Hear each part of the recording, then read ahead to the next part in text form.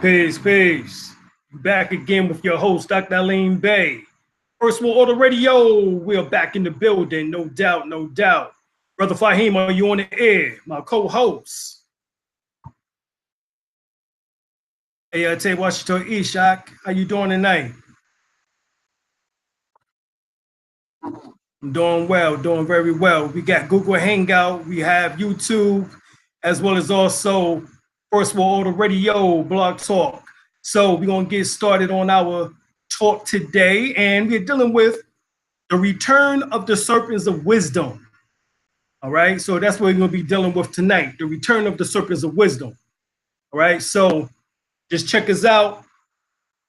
All right, so we're going to get to it as we normally do. We're going to go to the presentation. We're going to get on to it, Brother L. Hopefully you watching it from YouTube or either Google Hangout. You can actually see me with the slide presentation if you're on the radio. All right, don't mean that you have to get off the radio, just mean that you need to turn it down and continue listening at least by way of the slide presentation. All right, you can hear it on the radio, or either you can get on YouTube or Google Hangout. All right, so let's get started. Here we're going to share the screen. We're going to get it popping, and we're going to go to the presentation for the night. All right.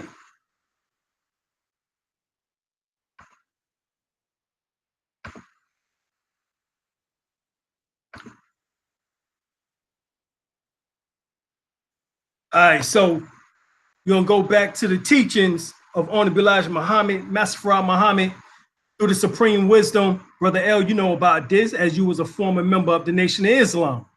The student enrollment. Number 3, rules of Islam. The following questions may be answered 100% before submitting of student to said lesson number 1. All right, who is the original man? The original man is the Asiatic black man, the maker, the owner, the cream of planet Earth, God of the universe. Now, in the 120 lessons of the Nation of Gods and Earth, 5 percenters, they take it a little bit further. The original man is the Asiatic black man in the answer, the maker, the owner, and the cream of planet Earth, father of civilization, God of the universe. All right, there actually was a book called Father of Civilization. All right, that was put out, I believe it's back in the 1920s or 30s. All right. If you get your hands on that book, I think I do have a copy of it somewhere in my library. It goes into the fact how melanated people existed not just in Africa, but throughout the whole world, as we're going to get into tonight, because Honorable Elijah Muhammad told us that long before there ever was a Caucasian or white race on the face of the earth, you and I and our fathers were. Not just thousands of years, not just hundreds of thousands of years, not just millions of years, not just billions of years, but trillions of years ago, according to the word of Almighty God Allah, to me, that we and our fathers were here. There is no birth record, meaning there is no beginning record of the black people. They have been here forever, and forever they have. We do not know nothing about their beginning. There is no prophecies of any ending to them. This is known. The world knows it. All right. Honorable Elijah Muhammad, Master Farad Muhammad, not a silk peddler. All right. You go to MuhammadSpeaks.com. Now, what is he talking about here? Trillions of years. Well, we know that the stars are the condensation of the mind of our ancestors who came from the previous universe. At the end of the previous universe, our ancestors expanded their mind beyond measure until they encompassed the whole universe. That process of expansion caused an apparent contraction of their universe until it was reduced to the size of a single planet. In stages in the empty space surrounding the new Earth, creating the 7 substances, magnetism, electricity, light, heat, energy, and etc., which eventually formed the new stars after many trillions of years. All right, now, according to African Roots of Humanity and Civilization by Runoko Rashidi, says the African that first peopled the earth, gave birth, or significantly influenced the world's oldest and most magnificent civilizations. This is the African that first entered Asia, Europe, Australia, the South Pacific, and the early Americas, not as slaves, but as master. We now know, based on recent scientific studies of DNA, which moderate humans originated in Africa, that Black people are the world's original people, and that all moderate humans can ultimately trace their roots right back to the people that came from out of so-called Africa. All right? Of course, some want to call it a Keeper line. Now, this is when we find out how deep the rabbit holes gets. Cause Dr. Khalid Muhammad says this: we have people now that want to fight us, attack us. You mean you become so sick and degenerate until you will call yourself an Asiatic instead of an African? Well, I use African, all right, just for communication. Are we so stuck on them till we got stuck on stupid? We're not talking about a continent. We're talking about when the landmass of what is called planet Earth was different. And he's talking about when it was Pangea. You just want to claim a spot or the whole thing. Africa is not our home. Let that hang in the atmosphere for a while. I say at this gathering of the masters, Africa is not your home. Africa, as it is called today, is our throne. And from that throne, we ruled our home, which is 196,940,000 square miles of the planet Earth and 76 quintillion miles throughout the spheres of light of the diameter of the universe. You don't believe it? Get the books by Ivan von Sertima, The African Presence in Ancient America that came before Columbus, African presence in early America, African presence in early Asia, African presence in early Europe, the golden age of the Moors. All right? We see around the world, the original Australians, the original Asians, the original people of Latin descent, the original Filipinos, the original Indians, the original people of India, all melanated. And this is all before 6,000 to 8,000 years ago, before there was a first Albion Caucasian on the planet Earth. Get the book Sex and Race, Volume 1 by J. Rogers. Get What They Never Told You in History Class by Indo-Kemet Kush. Also get his other book, The Missing Pages of History. And it is explained to us, all right, by Dr. Khalid. He goes into Asia into his last speech. Get the books Forbidden Archaeology and the Hidden History of the Human Race by Michael Creedmoor and Richard L. Thompson. Right? They speak of the Precambrian, a groove sphere from the Precambrian South African miners that found hundreds of metallic spheres well underground, at least one with a 3 parallel groove running around the equator. According to the scientists, the spheres are found in pyrophilic rock, which is mined in Western Transvaal, South Africa, which is 2.8 billion years old. It says the spheres are not natural objects and their origin is unknown. They obviously was created by intelligent beings. What they call the Kruppdrop spheres. And this is how they look. And this is the one that they talk about with 3 groove lines running across the equator. But they date back 2.8 billion years old, and they found over 200 of them in South Africa. Scientific American magazine, metallic vessel from Precambrian rock, June 5th, 1852, issue of the South American Scientific American magazine contains a report about a blast carried out at Meeting Hill Rock in Dorchester, Massachusetts. It says the blast disgorged tons of rock described by the United States Geological Surveys put in stone dating back over 600 million years old. A bell-shaped metallic vessel was blown out of the rock that was about 4 inches high and was carved with exquisite carving, indicating the presence of artistic metal workers over 600 million years ago. The same information is found in the final call, Undeniable Truth, written by Robert Muhammad. Right? He speaks about this.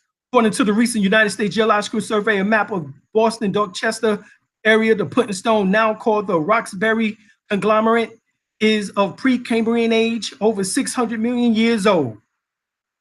But this is what he's talking about right here, to the right, 600 million year old vase. All right. And this is all before the continent broke apart. This is before there was a Pangea. Well, before we now call Hyperborea or Lemuria or Atlantis or Africa. All before these various land masses came into existence. They was all one, and it was called Pangea, or as Dr. Khalid Muhammad states, Asia, hence the term Asiatic. Asia is from the Hebrew word Asia, which means the realm or the world of the making. You are in the world of making. You are a maker, hence an earthling or Asiatic, right? You go to Egypt, the 47th chapter, Egypt, the capital empire of the Dominion of Africa. You go to the Moorish Holy Quran, Circle 7. All right, bestowed to us and prepared, divinely prepared by Prophet Noble Drew Ali. The inhabitants of Africa are the descendants of the ancient Canaanites from the land of Canaan. Old man Cush and his family are the first inhabitants of Africa who came from the land of Canaan. Right? His father Ham and his family was second. Now they was called Meru. And if you know anything about America, it says the original application of the name of America is Meru. It came the word Ethiopia. This is why the capital of Ethiopia was Meru or Mero, which is M-E-R-O-E. But it came from M-E-R-U, which means the demarcation line of the dominion of Amexem, the first true and divine name of Africa. The dividing of the land between the father and his son. The dominion of Cush, northeast and southeast Africa, and northwest and southwest was his father's dominion of Africa. In later years, many of the brethren from Asia and the Holy Land joined them. The Moabites from the land of Moab received permission from the pharaohs of Egypt to settle and inhabit northwest Africa. They was the founders and are the true possessors of the present Moroccan Empire. Now, the Moroccan Empire expanded all the way from what we call Tripoli, which is the capital of Libya, all the way into Montezuma, which is Mexico, going into Central South America. This is why the Marines sang that song. What they sang, Brother L?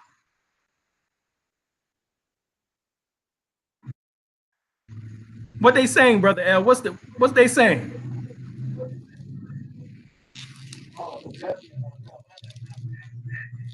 Yeah. Now tell them how to sing that song, that Marine song.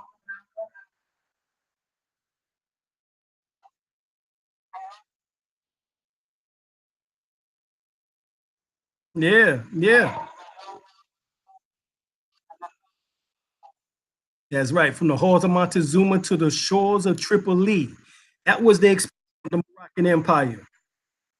Right? That's what made us African American, if you want to use that. But still, those are two continents, not Pacific enough. But that would be what would make us, because we ruled both land masses. With the Canaanites, Hittites, and Amorite brethren who sojourned from the land of Canaan seeking new homes. Their dominion and habitation extended from northeast and southwest of Africa, across Great Atlantis, even unto the present North, South, and Central America, and also Mexico and the Atlantis Islands, which is the Caribbeans. before the great earthquake, which caused the great Atlantic Ocean. So it was a great earthquake. All right, the tectonic plates,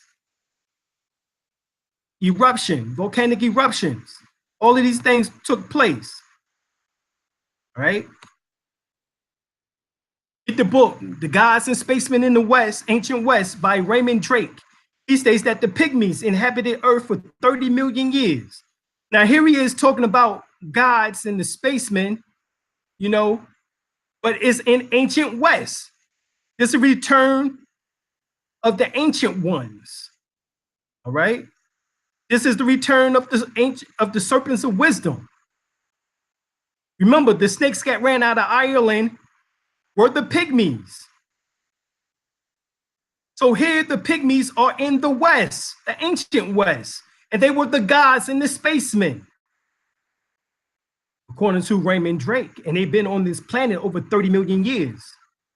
Now, of course, we know that it goes further back than that because we just showed you somebody making these particular spheres, metallic spheres, as well as also metallic metal vessels.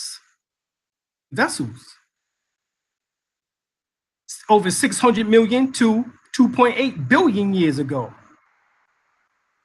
It can only have been the Twa people. Why? Because according to Albert Churchward, Signs and Symbols of Primordial Man, he states that the Pygmies, who are known as the Twa or Tahites or the Anu people, are the original and the oldest living people on the face of the planet Earth. Case closed. All right. The Pygmies is the term used for various ethnic groups worldwide whose average height is unusually low. Anthropologists define Pygmies as a group whose adult men grow to less than 150 centimeters, 4 feet, 11 inches in average height. A member of the slightly taller group is termed pygmoid. All right, pygmoid. So the best known Pygmies are the Aka, the Ifa, and the Mbutu of Central Africa.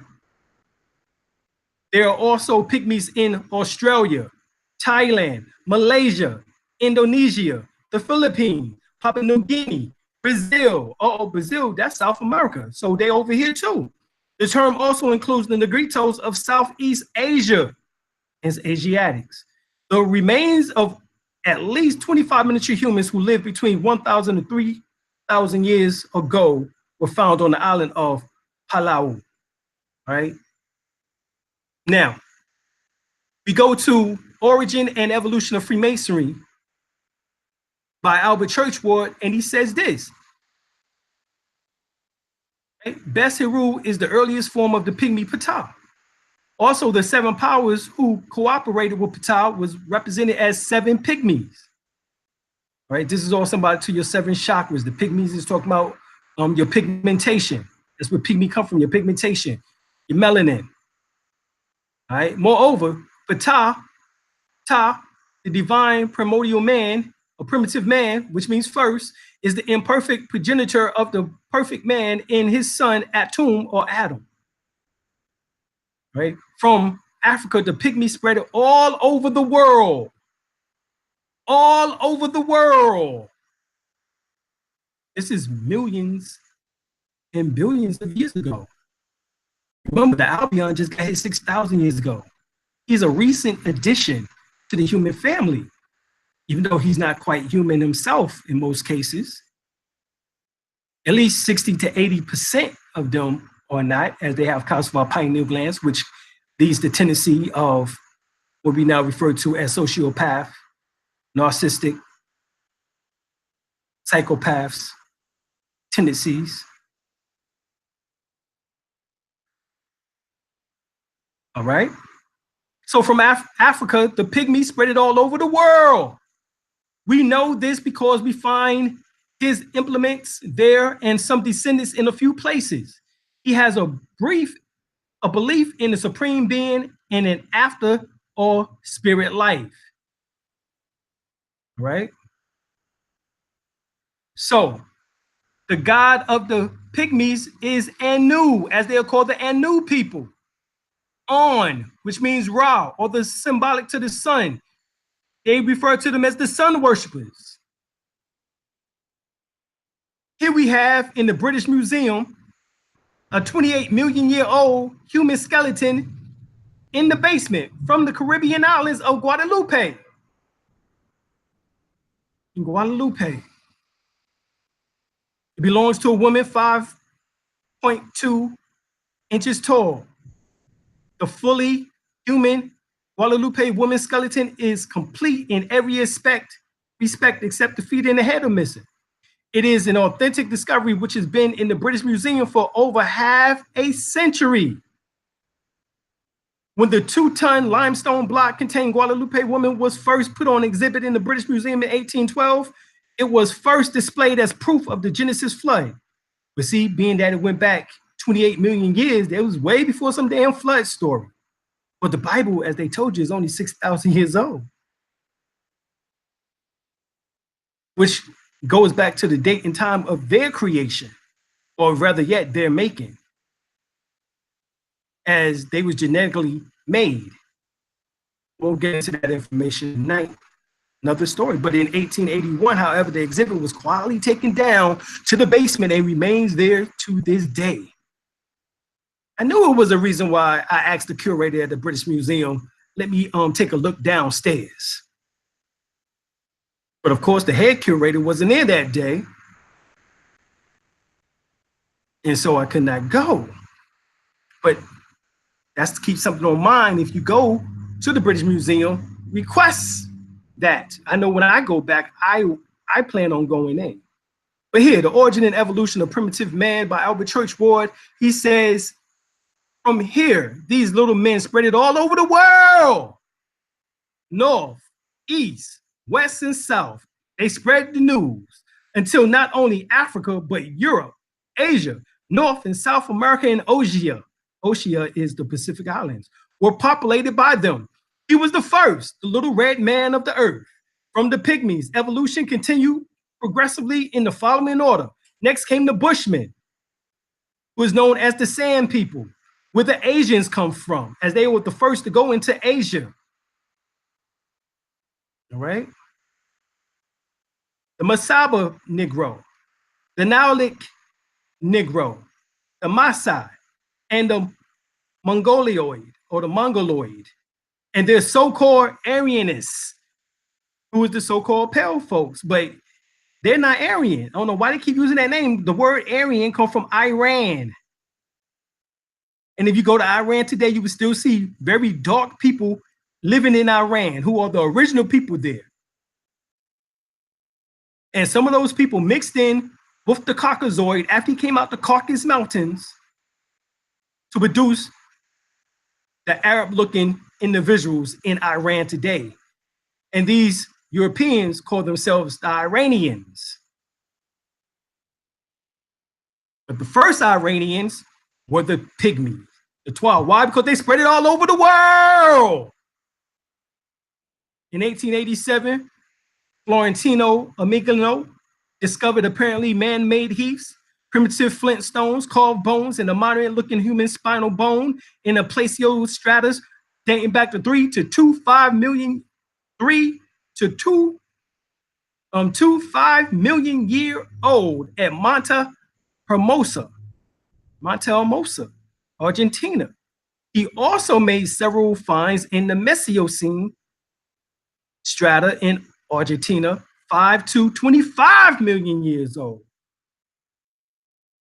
So why they keep showing you Dagnesh coming from out of Tanzania, Uganda, Ethiopia, near the Lake Victoria, which only dates back 2.8 to 3.2 million years ago, which is monkey bones. I'm showing you goddamn human skeletons in the Western Hemisphere, dating back to 3 to 25 million years ago, to 28 million years ago, and proving historically that the Twab been all over the world at least 30 million years ago. And they obviously go further back than that, as we showed you, because it takes us back into 600 million years here in the Western Hemisphere when a blast was carried out in Dorchester, Massachusetts, which is Boston. and they found that metallic vessel, a vase. Dates back to 2.8 billion years ago, where they found those in South Africa. So we're not saying that we didn't come from out of Africa, but goddamn, we came out of Africa 2.8 billion years ago and spread it all over the world. And the European just got here 6,000 to 8,000 years ago. On the Black Mind says 6,600 years ago. Between 1894 to 1921, archaeologist William Nevin discovered ancient cities in Mexico that dated to the beginning of the Pleistocene era, which was 2.5 million years ago. Some cities was built further into the Tatari era beneath volcanic ashes. Nevins recovered over 2,600 stone tablets, as well as moderate human skulls that show negroid genetic markers. Nevin's Guerrero's collection is now in the American Museum. But they told you that negroids, genetic markers, was here 2.8 or 2.5 million years ago in the Americas, in what is Mexico, ancient cities. We built them. The United States Geological Survey excavation team led by Virginia Stein McIntyre in 1969. Human habitation was found existing in Mexico for at least 250,000 to 350,000 years based on human artifacts and stone tools tested at the Taloca sites near the city of Pablo. Shortly after the dating of the site was made public, the head of the Mexican Archaeological Department of the Mexican government became very upset with the ancient dates and ordered the Mexican army to close the site and confiscate all the artifacts, and Dr. McIntyre was told to change the date to, instead of 250,000 to 350,000 to 25,000 to 35,000. Take a zero off. Personally, I think they took a zero off already. Here we have the first Americans. This is by Richard Naves, University of Manchester, out of England. He says that the Brazilian shows that in the New World was discovered that thousands of years ago, earlier than previously believed. Certainly, there was the time before the time. This is before the time of the American Indian. So before the so-called American Indians were in the Americas, we were all over the world. Prehistoric skulls was found in a layer of soil in Brazilian caves. They are the oldest skulls, and this is Lucia, belonging to the race found historically along the rim of the Indian Ocean and in the islands of South Asia, in East America, and in Australia and Malaysia. This is the BBC News. Now, Richard Nave, who is here to the left, British forensic scientist, Dr. Richard Nave, says this: that to me is a negroid face. It has all the features that you would associate with a negroid face. Proportions of the face does not lie. Anything about it being a nigger, there's nothing about it. Check this out. He said there's nothing about it. There's not anything about it being a Mongolian, a Mongoloid. Nothing about it. All right, Walter Naves, Dr. Walter Naves, all right, he says the first reaction was not to believe it. But as the results repeated so many times, the result is the exact same thing. The skulls are very similar to the Australian Aborigines and the Africans and no similarities at all with the Mongoloids in Asia, nor with American Indians. All right? Just that simple. Here it is. Just that simple. You was indigenous all over the world. God damn it. Get the book Man, God, and Civilization by John. He says, I have seen a statuette of a Negro in the archaeological collection of Mr. Ernesto Franco in Quito, which is Ecuador. According to the opinion of local archaeologists, this statuette is at least 20,000 years old. The Autochthonous black race in America was either gradually mixed with the Indian ones or became extinct. No, they didn't become extinct. They came enslaved. They became enslaved and was told that they all came from Africa. The white man brought all the millions of us here from Africa. That was a lie because we already showed that we was all over the world. But in a very remote time, Negroes and Negroids were numerous in the New World, as we already know that, as I've already proven.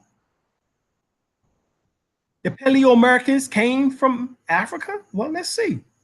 Things your DNA company forgot to tell you. Naves further point out, remember Naves is the Walter Naves is one of the ones who said that they repeated the results over and over again and it came back the same thing every damn time. That we was all over the world.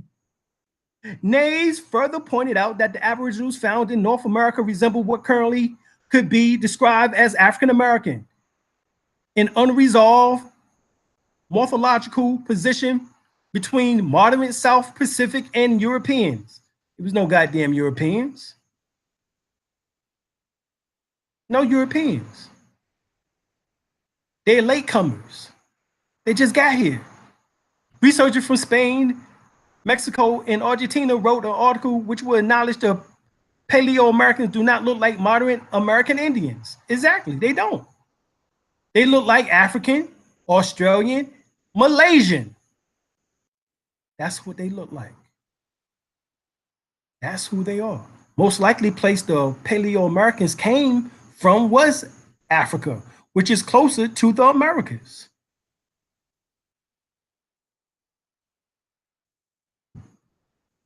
Get the book Susu Economics, the history of the Pan-African trade, commerce, money, and wealth, part 1, written by Paul Alfred Barton.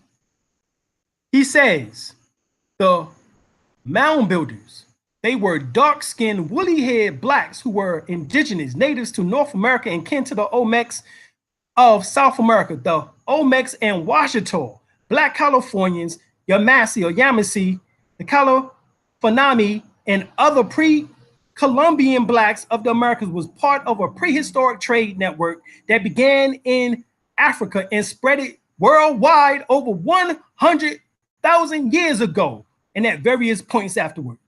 100,000 years was way before the Europeans was once again on planet Earth. They only got here 6,000 to 8,000 years ago. That's it. 6,600 years according to Honorable Elijah Muhammad. That's it. Right? And you add these 2,000 years now, so it would be 6,818 years. That's it. Less than 7,000 years.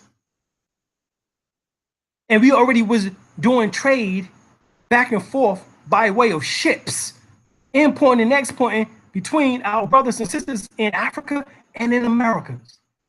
And in the Americas. Already. So how in the hell are you going to say he brought all of us here when we was already doing trade, shipping, and exporting with each other over 100,000 years ago? See, this is the idiocy when you listen to these crackers try to tell you something about yourself and you believe it when it's all in the benefit for them, because if you come from Africa just recently, that means he brought all of you here, and since that is the case, then this land is not your land. This land is my land. That's why he made up that song. And it's your land, at least it used to be. Now it's my land, like it should be. Stop that goddamn foolishness. We was all over the world. According to Earthways, the newsletter of the Sojourner Truth Farm School, 1995 August, reprinted the Freedom Press newsletter, spring 1996. Empress Verdiasi Tierra Washita Turnica Gaston El Bey. Alayhi salam to the Most Highness, to the Highness, Her Highness. She says the Washita were and still is a nation of Africans who existed in the southern United States and Mississippi Valley region long before the 16th century Europeans arrived, and even before there were Native Americans, the so-called red man, on the land the Washita once occupied and still occupied today.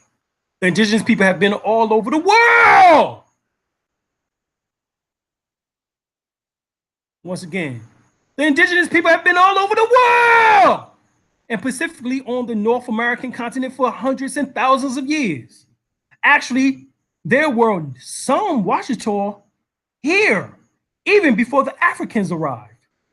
Why? Because you had some who was already on the landmass when the landmass broke apart with that giant, with that great earthquake, and then you had Africans who came by way of ships, as we said, over 100,000 years ago.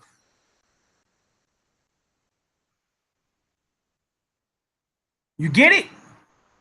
Got it? Good. It dates back to when all the continents were in the world were one. Pangea. Their lands, the lands of all earth, were known by the indigenous term, she calls it Mu. So is Asia, Mu, Pangea.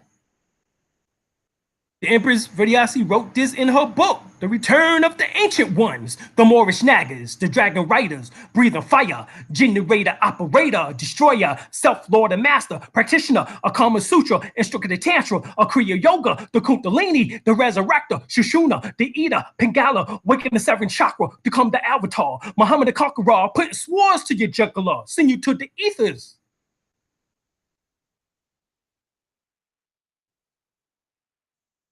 It's the return of the ancient ones. That 85% of the blacks over here in America was already here before the slave trade.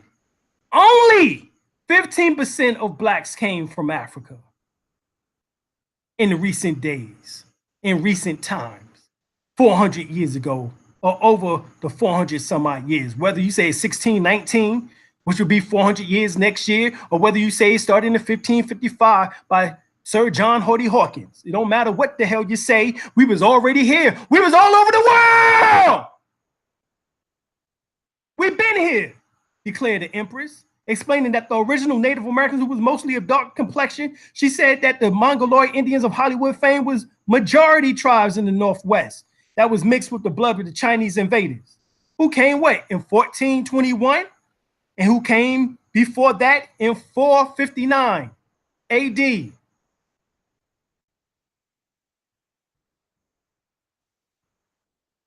They made up less than 1/3 of the total population of Indians on this land. White folks don't owe black folks or black people in America. They need to get up off our goddamn land and pay us rent. That's the reparations. You pay us for all the goddamn years you've been squatting on our goddamn land. Children, you at home, and the European is 3,000 miles away from home. He is going to have to take some water. When the Europeans go back to Europe, the climate will go back as it was and what it used to be. Before the Europeans came here, the bananas was large and the grapes were 4 in hand.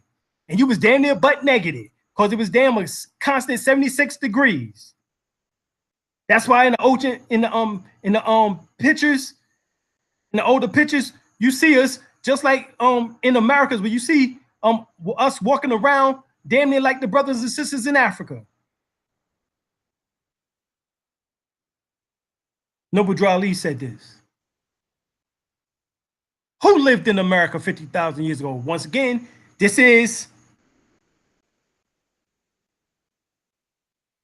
43,000 years before the Europeans even was on planet Earth.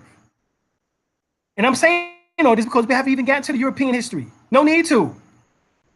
I'm giving you your history. Respect it. Research it. Why? Because we was all over the world.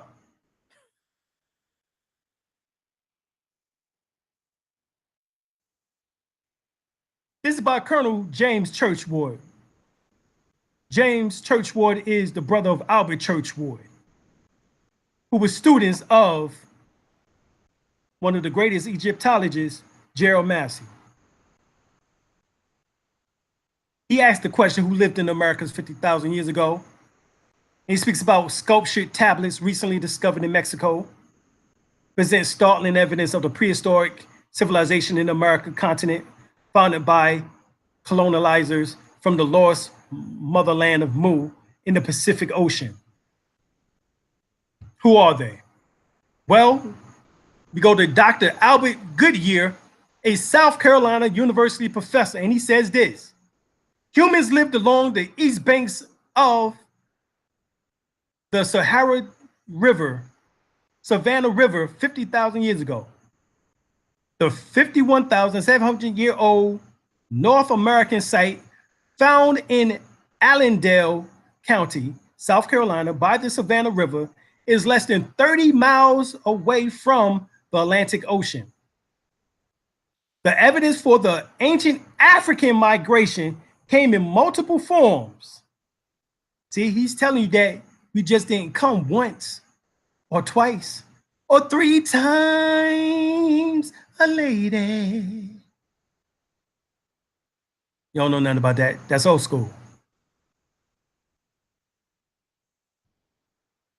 But anyway,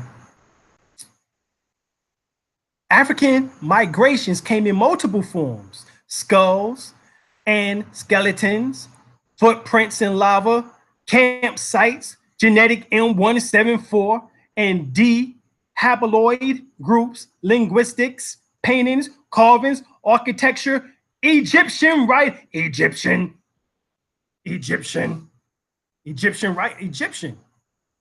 That's old school. You don't know nothing about that. Only if you was a hip hop head back in the days. Egyptian writings, artifacts, and sculptures or structures.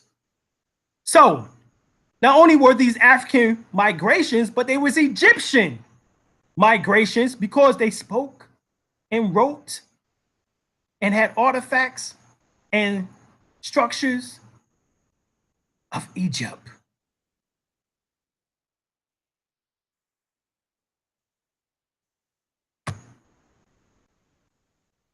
The Sand people, they're called genetically the oldest people in the world. As we showed you, they're not the oldest. They're the next oldest behind the Pygmies. But this is where the Asian people come from the Sand people. They're also called the Kung people, K-U-N-G. Hence, where you get the origin of the name Kung Fu. You get it? They're the Kung people, also known as the Sand people, in the Kalahari Desert, Namibia, Angola, South Africa, right? The Kung people call themselves the Jew Hohansi, all right? But this is where we find the Asians. The moderate Native Americans closely resemble people of Chinese or China, Korea, and Japan.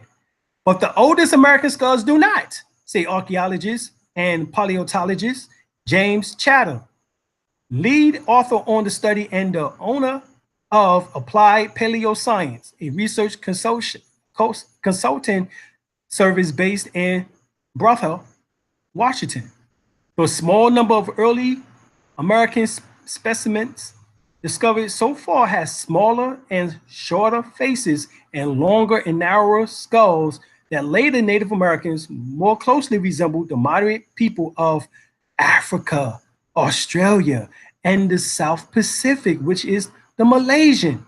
So once again, they keep going back that we was here. This is all science. European scientists, Caucasian scientists, the Albion scientists are saying all of this. Whether it's applied paleoscience, whether it's archaeology, anthropology, regardless of what it is, It's genetics, forensics. They all are coming to the same conclusion that we was already here. And we was all around the world. The first Americans were Africans. Documented evidence. Brother L, you got this book by David Imhotep. And you have the Paleo-Americans, a primer on the ancient American history by Ali. These are some of the additional names and empires of the Moors. Since most of you don't know this, but you're too busy believing the hype. Albion. But you had the Mohad, the Almohad. You had the Almoravids, where you get the term Moabites from. That comes from the Almoravids. That's how we are Moabites. Not the biblical Moabites, because that shit didn't exist. You have the Atlanteans, the Lemurians. That was us. The Aztecs, the Incas, the Mayans, the Toltec, that was us. The Olmecs, that was us. Carthaginians, that was us. The Etruscians, the Cretans, the Minoans, that was us. The Hessians, the Iroquois, the Algonquins, that was us. The Ultimas, the Phoenicians, the Canaanites. If you want to use the biblical, we know that the Phoenician is the actual historical name for the people, and they were the followers. That's where you have the Minoans. It was the followers of men, and the Phoenicians are the followers of Ben, which is the Bennu stone, which is talk of Bennu, which is the form of Heru. Have the Powhatan, right? You have the Persians, Prussians, the Saracens, the Sumerians, the Turks, the British Empire, who was called the Brutish Empire, which is talking about the Yorkshire Moors, the Moorish Empire, as we already told you, expanded all the way from shores of Tripoli into the halls of Montezuma, Spanish Empire, the French Empire, the Holy Roman Empire. All that shit was ours. Because we was all over the world.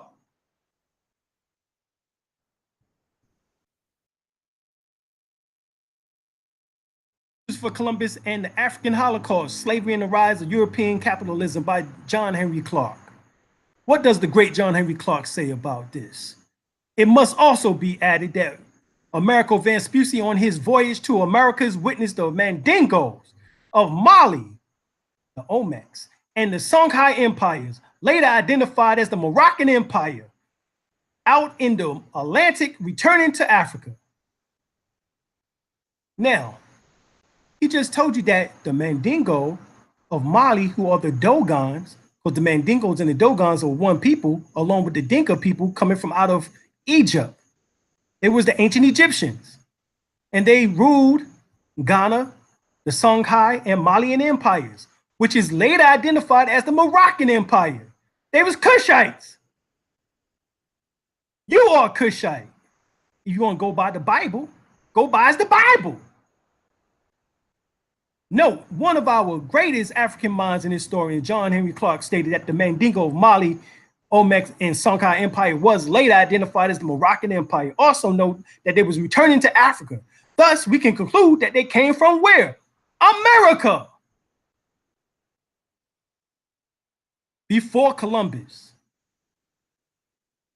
Before Americo Vespucci. We was already here.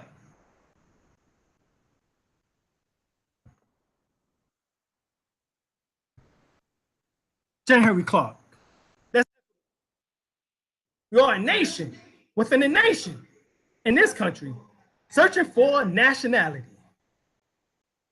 And once we find our nationality and serve that nationality, we do for ourselves what needs to be done. All ethnic groups understand they got a nationality.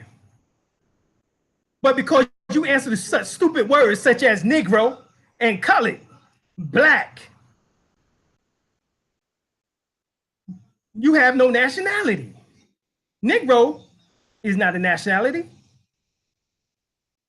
Some Portuguese classified you, took an adjective and made it a noun. Colored is not a nationality. Black tell you how you look, but it doesn't tell you who you are. The name of a people must relate instantaneously to land, history, and culture. And any time that you call a people out of their name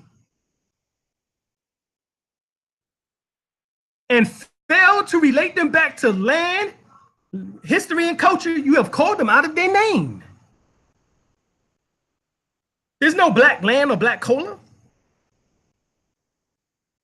There's nothing wrong with the word black. Nothing wrong with it at all. Only it doesn't relate to a country. The name of every people in the world relates back to country. And once you think instantaneously to land, you think of nationality. You belong to something great, big, and great in the world. All right, let's look at that. Nationality must instantaneously tie you back to land. Well, goddamn it, let's go to land. Black's Law Dictionary, Deluxe, 4th edition. Land, there it is. In the most general sense, comprehends any ground, soil, or earth whatsoever as meadows, pastures, woods, moors, waters, marshes, firs, and heaths. Moors. The word land includes not only the soil, but anything, everything attached to it, whatever attached by course of nature as trees, herbage, water, or by hands of man, or as buildings and fences. But moors, moors and land is synonymous, interchangeable, and it's instantaneous. Once you think of land instantaneously, it must attach you back to your nationality. Well, the word within land, by definition, is the word Moors, and it ties you back instantaneously to nationality, to history, and to your culture. Get the book, as we told you earlier, The Golden Age of the Moor. Get The Destruction of Black Civilization, Great Issues of a Race from 4500 BC to 2000 AD by Chancellor Williams. He says in the book, now again, just who were the Moors? The answer is very easy. The original Moors, like the original Egyptians, were Black Africans. Yeah, they was Ethiopians, they was Cushites. They came from out of the capital of Meru, which become Meru, which is the term Moor. As an amalgamation, became more and more widespread. Only Berbers, Arabs, and colors in the Moroccan territories was called Moors, while the darkest and the black-skinned Africans were called Black or Moors. They took black off and left you with that and took away the Moor part. Eventually, a Moor was dropped. It says black was dropped from Black or Moor, and that's what you was left with. In North America, in North Africa and the Morocco in particular, all Muslim Arabs, mixed breeds, and Berbers are readily regarded as Moors.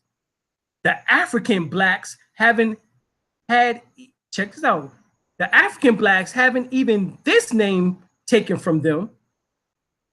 So somebody stole your goddamn birthright. Them goddamn pale Arabs stole your birthright. He said, have taken from them and must contend for recognition as Moors.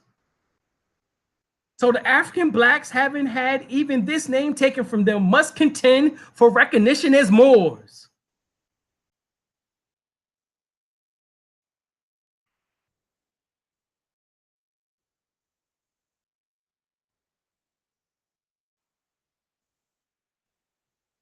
See, this is why we understand the General said, Muslims, you a Muslim Khalid?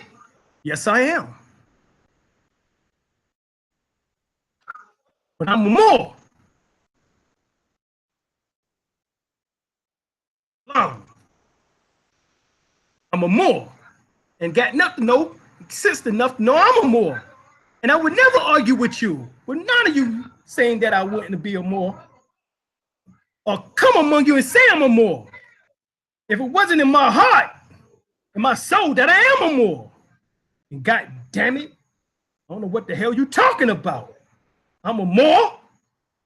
So if I say it and I mean it, and if I mean it, I say it.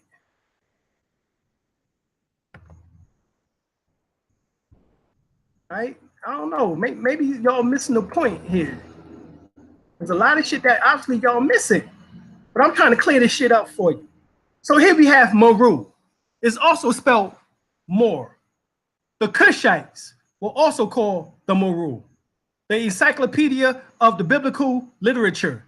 There is every reason to conclude that the separate colonies of priestcraft spread from Meru into Egypt. So who was the Moors? The Moors were the ancient priesthood of the Egyptians, the Cushites, the Ethiopians, and the Abyssinians. And the primeval monuments in Ethiopia strongly confirmed the native traditions reported by Diodorus Siculus that the worship of Zeus Amun originated in Meru. Also, the worship of Osiris Osiru. This would render highly probable the opinion that commerce, science, and art descended into Egypt from the Upper Nile. Herodotus called the Ethiopians wise men occupying the Upper Nile, men of long life, whose manner and customs pertain to the Golden Age.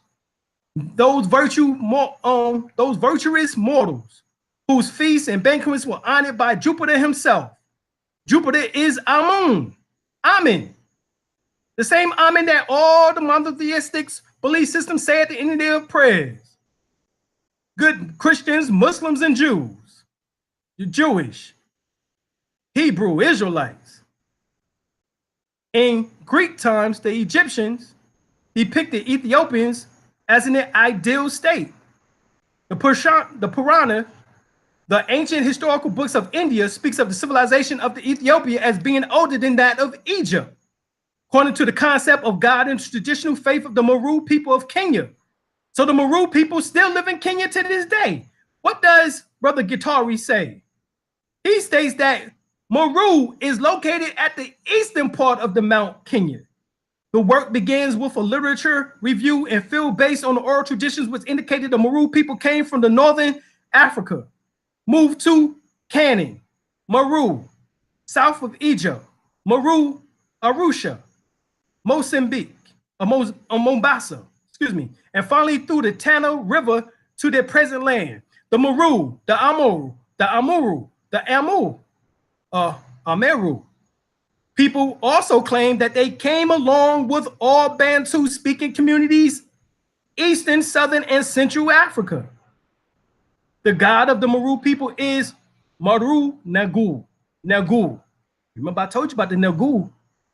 That was the name of the kings and queens, empresses and emperors, pharaohs and pharaohesses was Nagu. Nagai. The same god, Meru or Nagai, was founded on the Americas too. The Meru people are called the Nagas. Oh shit. We broke it down. There it is. Various Sanskrit books mention the name of the old Kushite kings that was worshipped in India and who was adopted and changed to suit the fancies of the later people of Greece and Rome. The Hindu Parashna speaks of the Kushites going to India before they went to Egypt, proving the Hindu civilization Ko'ez was that of the Chaldea and the country of the Nile. So Chaldea is, of course, Mesopotamia. These ancient records that the Egyptians was a colony drawn out from the Kusha, the Wepa, and that the Pali, another colony that was made from the Phoenicians, followed them from the land of Kush. In those primitive days, the central seat of Ethiopia was not the Meru of our day, which is very ancient, but a kingdom that preceded it by many ages that was called Meru. Lanomut spoke of the first men of the ancient world as the men of Meru. Sanskrit writers called Indra, chief god of the Hindu, king of Meru. He was deified and became the chief representative of the supreme being. Thus was primitive India settled by colonists from Ethiopia. The Tamil are the followers of Atum-Re. Early writers said that there was very little differences in the color or features of the people of the two continents. You can go and read Herodotus information, and he tells you this. The so-called first Greek historian. Ancient traditions told of the deeds of Deva Nahusha, another sovereign of Meru, who extended his empire over 3 worlds. In other words, we're talking about not just India, Africa, but also in the Americas. Here's a still that my wife and I seen when we went to the British Museum.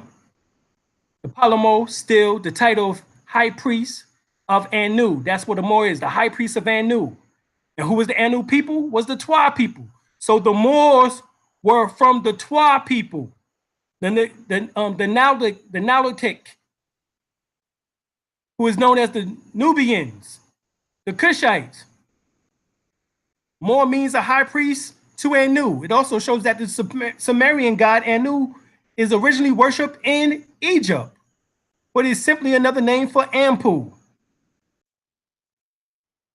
Get the Webster's New Universal Unabridged Dictionary, edition 1937, and it defines American.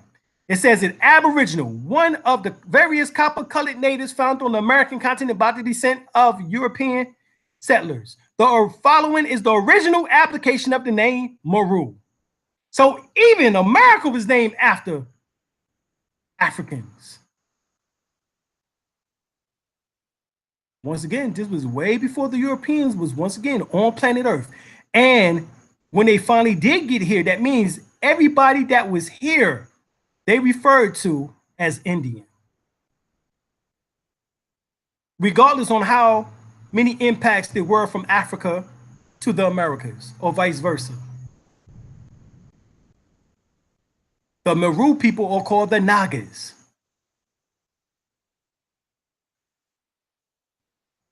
The Meru is located in the eastern part of Mount Kenya to this day. Northern Africa, Canaan, which would be Israel. So before you got the Israelis, who was the Zionists fighting the Palestinians, and neither one of them is the original inhabitants of that land. The Meru people was the inhabitants of the land of Canaan. Obians, Eastern, Southern, and Central Africa, the Bantu, the Meru, the Nagas. Name America. Here it is. The following is the original application of the name Meru. Here it is within the teachings of Ptah Hotep, the oldest book in the world, by Asa G. Hilliard, Dr. Asa G. Hilliard III. He told you that Meru means the guardian. Meru is the guardian. Here you have heritage restored, horoscope. This is by Julio Rose. He says, many historians allege that the honor and credit went to Amerigo Vespucci, an explorer or explorer. Colon, Christopher Colon, or Cristobal Colon, known as Christopher Columbus, did not discover anything, nor did Amerigo Vespucci, nor did they European name it. The word America was developed from the Metu Neter name Meru, which means leader, chief, ruler. So not only do Meru means the guardian, it also means leader, chief, ruler. We are the Moors, the Meru people. The word America is how the Greeks called Meru, was pronounced it as Amarukos. From the South African Indians, Tupac Amaru. Well, remember, Tupac's name was Tupac Amaru Shakur. This is who he was named after. The word America bears no relevance whatsoever to Amerigo Vespucci. This word is also borrowed by the Arabic language and is called Amir, meaning ruler, chief, governor, prince, etc. The Ethiopian latest corruption of the word Meru reads Mero, which happens to be the capital of Ethiopia at one time. If Cologne, Christopher discovered America, why then does Verco Vespucci enjoys the credit and honors of having it named after him? Well, I showed you the picture, the class before last, in which that I showed you that Amerigo Vespucci was melanated. He was a Moor. That's why they named Meru after him, in a sense, because it was the same people over and over again. So Meru, Mary, Moreau, chief, director, overseer. So right here, you have a book called Remarks on Sierra Leone. And its European writes that the blacks are kind of men destined by nature to inhabit Africa and America. Such has created them for burning regions. Let us therefore take care not to oppose her views and overthrow the barriers which she has established, but let us preserve their races in their natural purity and not permit the Negroes to inhabit Europe. This mixture of black and white is dangerous to our population, and in time, it may change, corrupt, and even destroy it. Here we have the Mongoloid, the Australoid, right? The Xanthocratic, the Malaysian Cratic, a Karatic, and you have the Negroid.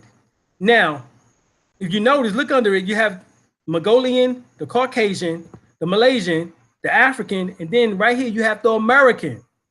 And they call us the Australoid. This is in the Musée McCoy Museum. Why are we called Australoids and we are the Americans? But notice how we look. Well, we gave up some of that information a little bit earlier.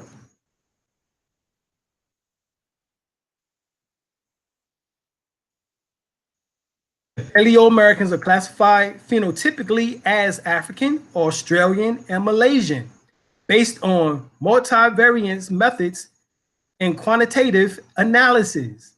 This group should only be sub-Saharan African and Australian population because the Malaysians and sub-Saharan Africans share the same craniomatrix measurements. So that's why they refer to us as the Australoids, even though they say that we are the Americans, because we was the Paleo-Americans, the earliest Americans, which was a mixture of Africans, Australians, and Malaysians, South Pacific. Well, this Alabama state senator knew that, and he referred to blacks as Aborigines. All right, there was an investigation being done on him by the FBI, and they heard it, and they revealed it. Right, Stephen L. Taylor, Sunday, June 19th, 2011.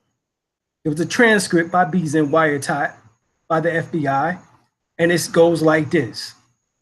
This is in a conversation. Beeson and others are discussing the distressed economics of Greene County, home to Green Track. He said, "That's y'all's Indians," said former state Republican or Representative Benjamin Lewis. They're Aborigines, but they're not Indians, Beeson replied or responded. After the remark became public, Beeson claimed he didn't remember the conversation.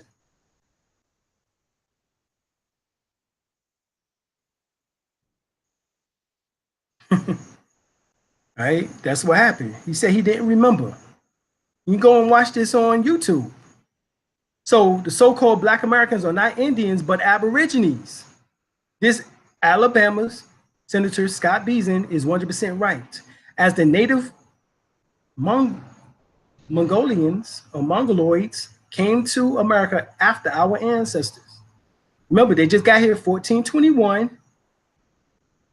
And prior to that, 459. 1421 AD, 429 AD was the earliest times. Prior to that, this was a pure melanated continent. In Aborigines, a person, animal, plant that has been in a country or region from the earliest times, an Aboriginal inhabitant of Australia. America, though, is talking about the Aboriginal inhabitant of Australia, but it also says that it was the earliest time, a person in a country or region from the earliest times is the Aborigine. And plus, Aborigines is a noun. So you are Aborigines, you are more Aborigines. Remember, the American definition is the Aboriginal or copper-colored races found here by the Europeans. Aboriginals are copper-colored races found here by the Europeans. Malcolm X knew that we was Aborigines. He says it in the Black Man's History. 1962, December. Those people who was here before Adam. As he always referred to these people as Aborigines, which means what? Black folks. You'll never find a white Aborigine. Aborigines are called natives, and they're always dark-skinned people. You and I are Aborigines, but you don't like to be called Aborigine. You want to be called American, and there's nothing wrong with that, because American, as we just showed you by definition, is Aboriginals. What he means is that you like to be called United States citizens. Aborigines actually means from the beginning.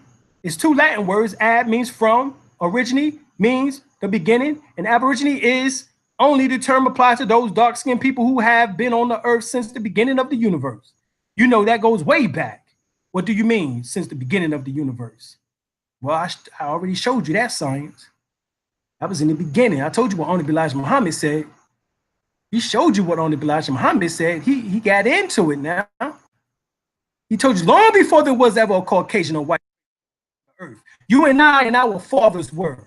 Not just thousands of years, not just hundreds of thousands of years, not just millions of years, not just billions of years, but trillions of years ago, according to the word Almighty God Allah to me, that we and our fathers were here.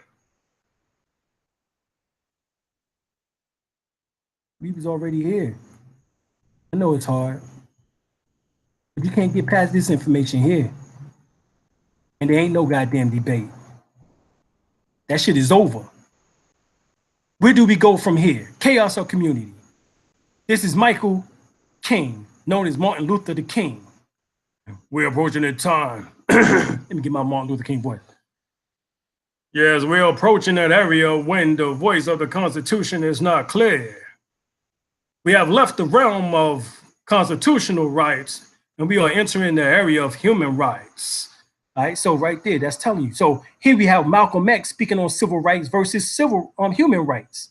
This is what he says, right? Malcolm X, El-Haj Malik El-Shabazz, or Omar Wali, the son that has come home, right? Right here, we have human rights come before civil rights. You can never get civil rights until you have human rights. Human rights represents the rights to be human beings. Whenever you are respected and recognized as a human being, your civil rights are automatic.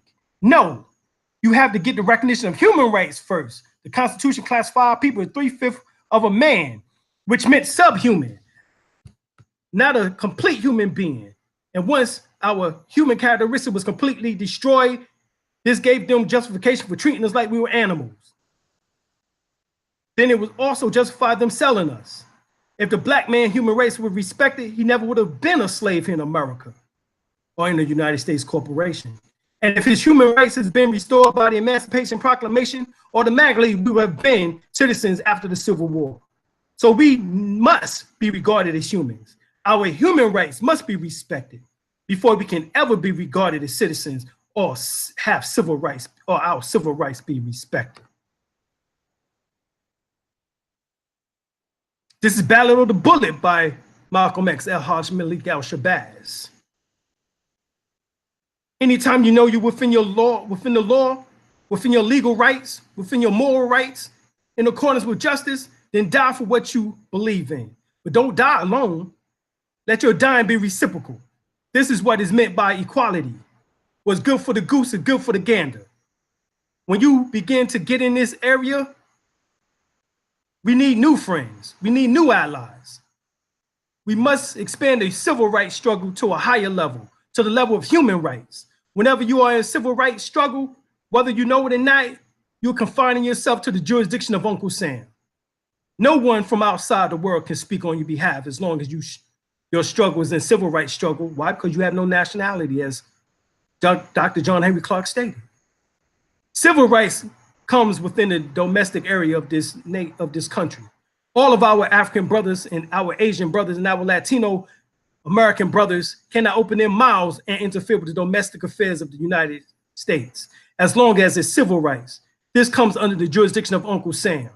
But the United Nations has what known as the Charter of Human Rights. It has a committee that deals in human rights. We must wonder why all of the atrocities that has been committed in Africa and in Hungary and Asia and Latin America are brought before the United Nations, and the Negro problems is never brought before the United Nations. This is part of the conspiracy. That old tricky blue-eyed liberal who is supposed to be your and my friend, supposed to be in our corner, supposed to be subsidizing our struggle, and supposed to be acting in capacity of an advisor, never tells you anything about human rights. They keep you wrapped up in civil rights, and you spend so much time barking up the civil rights tree, you don't even know that there's a human rights tree on the same floor. When you expand the civil rights struggle to the levels of human rights, you can now take the case of the black man in this country before the nations of the United Nations. You can take it before the General Assembly. You can take Uncle Sam before the World Court. But the only level you can do that in is at the level of human rights. Civil rights keeps you under their restrictions, under their jurisdiction. Civil rights keep you in his pocket. Civil rights means you're asking Uncle Sam to treat you right. Human rights is something you were born with. Human rights are your God-given rights. Human rights are the rights that you are recognized by all nations of this earth. And any time anyone violates your human rights, you can take them before the World Court. All right? Now, no, as of September 2004, the United States is not a member of the World Court. Uncle Sam's hands are dipped in blood, dipping with the blood of the black man in this country, dripping with the blood of this black man in this country. He's the earth's #1 hypocrite. He has the audacity. Yes, he has. Imagine him posing as the leader of the free world, the free world.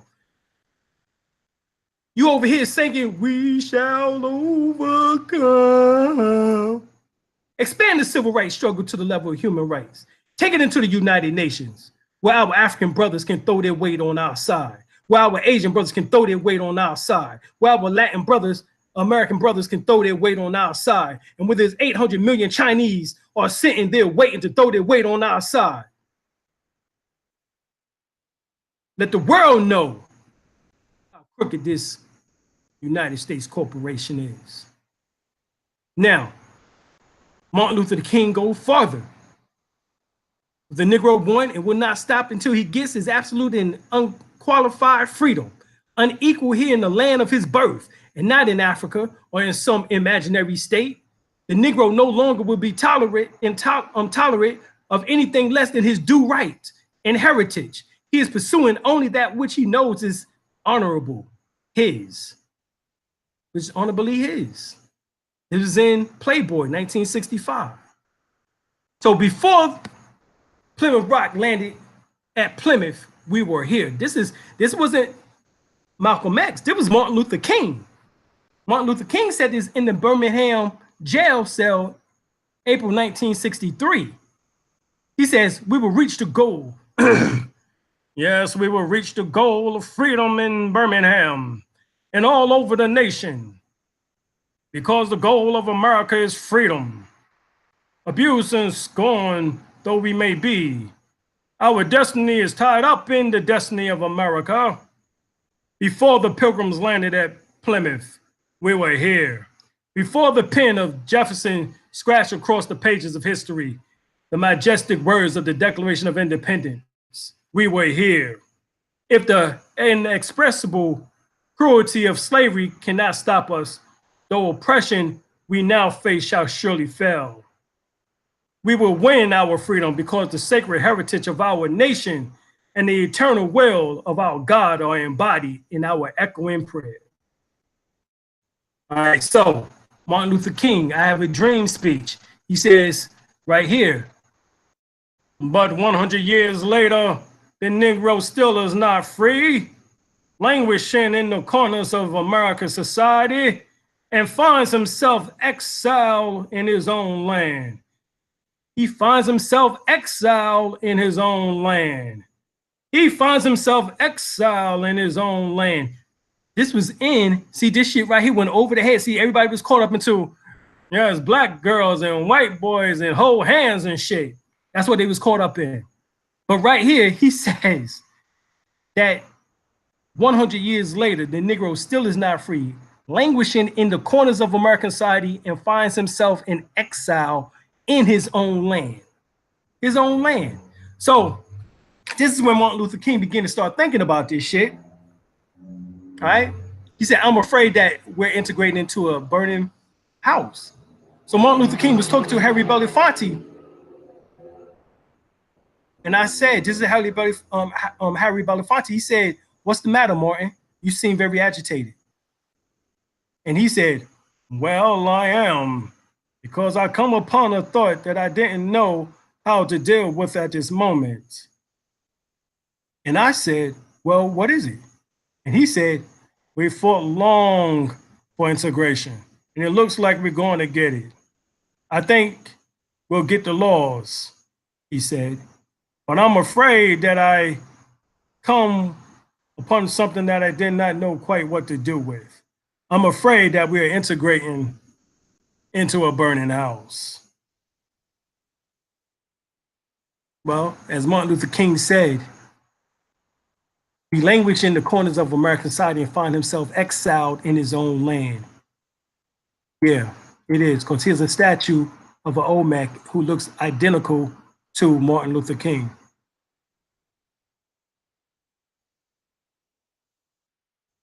This is our land. Olmec statue from Tres Zapote, Mexico. This is a figure known as Tinon.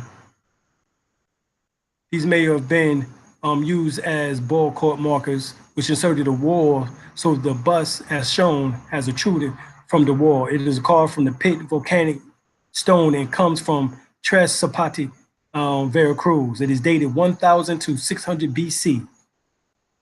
All right, so this is 1,000 years before Jesus.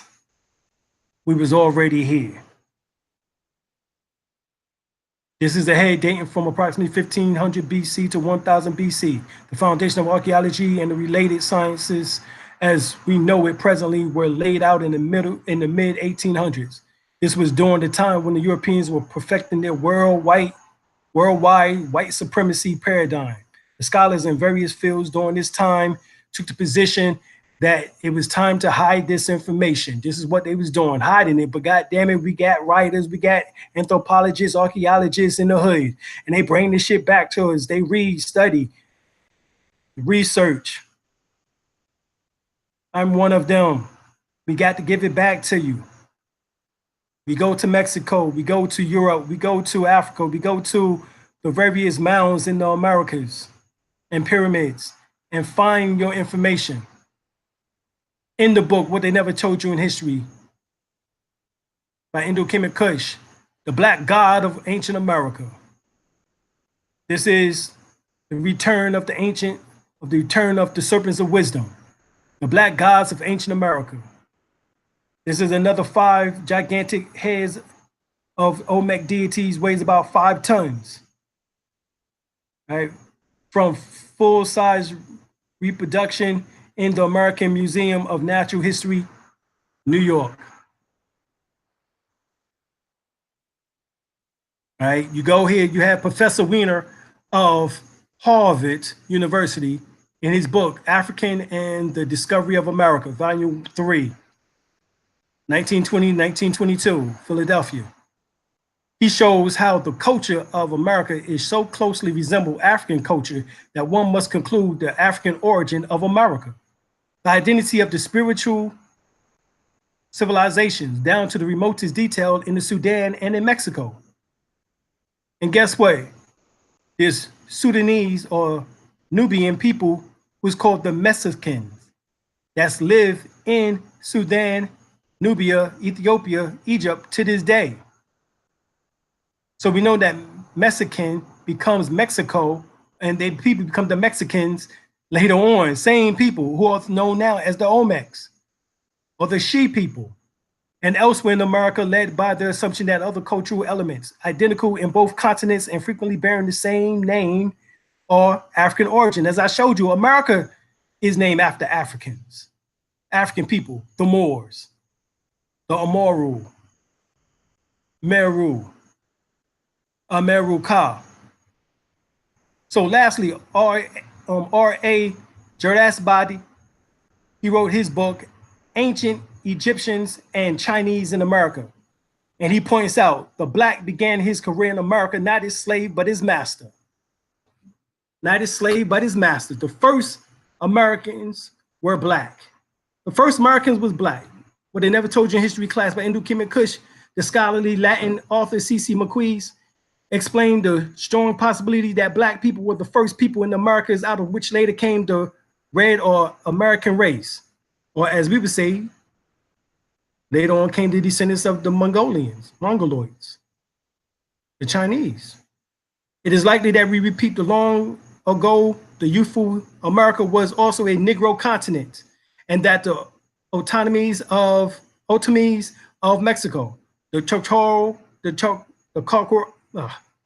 Caracos of Haiti, and the Matayas of Brazil, and the Albinos of Panama, are the remains of the Aboriginal Negro race, out of which developed later, which is known as the Red or American race. All right, this is the study of archaeology and ethnography. Right, this is volume 1. Right, Madrid, 1920. Then you have Professor Alexander von Woutenno's Unexpected Faces in Ancient America. Add how black people was present in America in the most ancient and pre-classical times. The startling fact is that in all parts of Mexico, archaeological pieces represents Negro or Negroid people has been found, especially in archaic or pre-classical sites. The presence of Negroes with their trade masters in America before Columbus, says Professor Leo Wiener, is proven by the representation of Negroes in America, sculptures and designs, but more specifically by Columbus' emphatic reference to Negro traders from Guinea who traffic in a gold alloy, Guinea, or precisely the same composition is bearing the same name as frequently referred to by the early writers in Africa. This is from his book, Africa and the Discovery of America. In this regard, the testimony of Nicholas Leon proves the instructive on how ancient the African presence were in America. In fact, he said that the black people were the original people in Mexico. So that means black people were the original people in North America. The almost extinction of the original Negro during this time of the Spanish conquest and the memories of them in the most ancient traditions induce us to believe that the Negroes were the first inhabitants of Mexico. This is the general history of Mexico, 1919. Also see the work of J. Rogers, Sex and Race, Volume 1. Riva Palacio, a Mexican scholar, stressed the points. It is indisputable that in very ancient times, the Negro race occupied our territory, Mexico. The Mexicans recalled a Negro god, Ixtliton, which means blackface. Okay.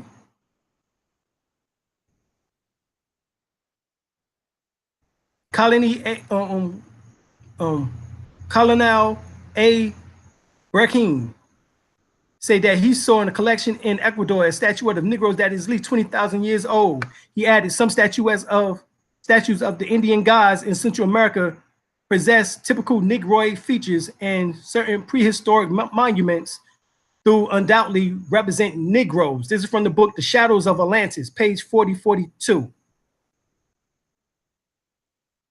This is you. Old man K, 1500 to 1000 BC. Notice that the dates of the head corresponds exactly with the dates of the destruction of Atlantis, around 1500 BC. So these are the Atlanteans, according to Hakeem Bey. Here you have the book, The African Presence in Ancient Africa, in Ancient America. They came before Columbus. Also get the book, The African Presence in America Before Columbus.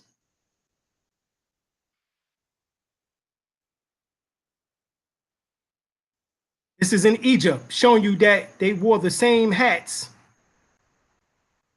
helmets out of Egypt as they do in America. This is the similarity that he was talking about between those from Sudan and Mexico.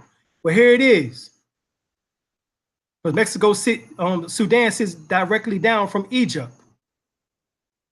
In fact, the upper Nile is part of Sudan, Nubia. This is giant. This is the Kushite Arabians, monuments directly in the rocks in many places throughout Arabia. This is the same face that we find here. We find on rocks carved in Arabia, on monuments. According to Dr. Clyde Winter's PhD, he states in 1300s, many, right, Malians sailed to the Americas. Although most Malians settled in Brazil, Mexico, and built the mounds along the Mississippi River, some Malians settled in Florida.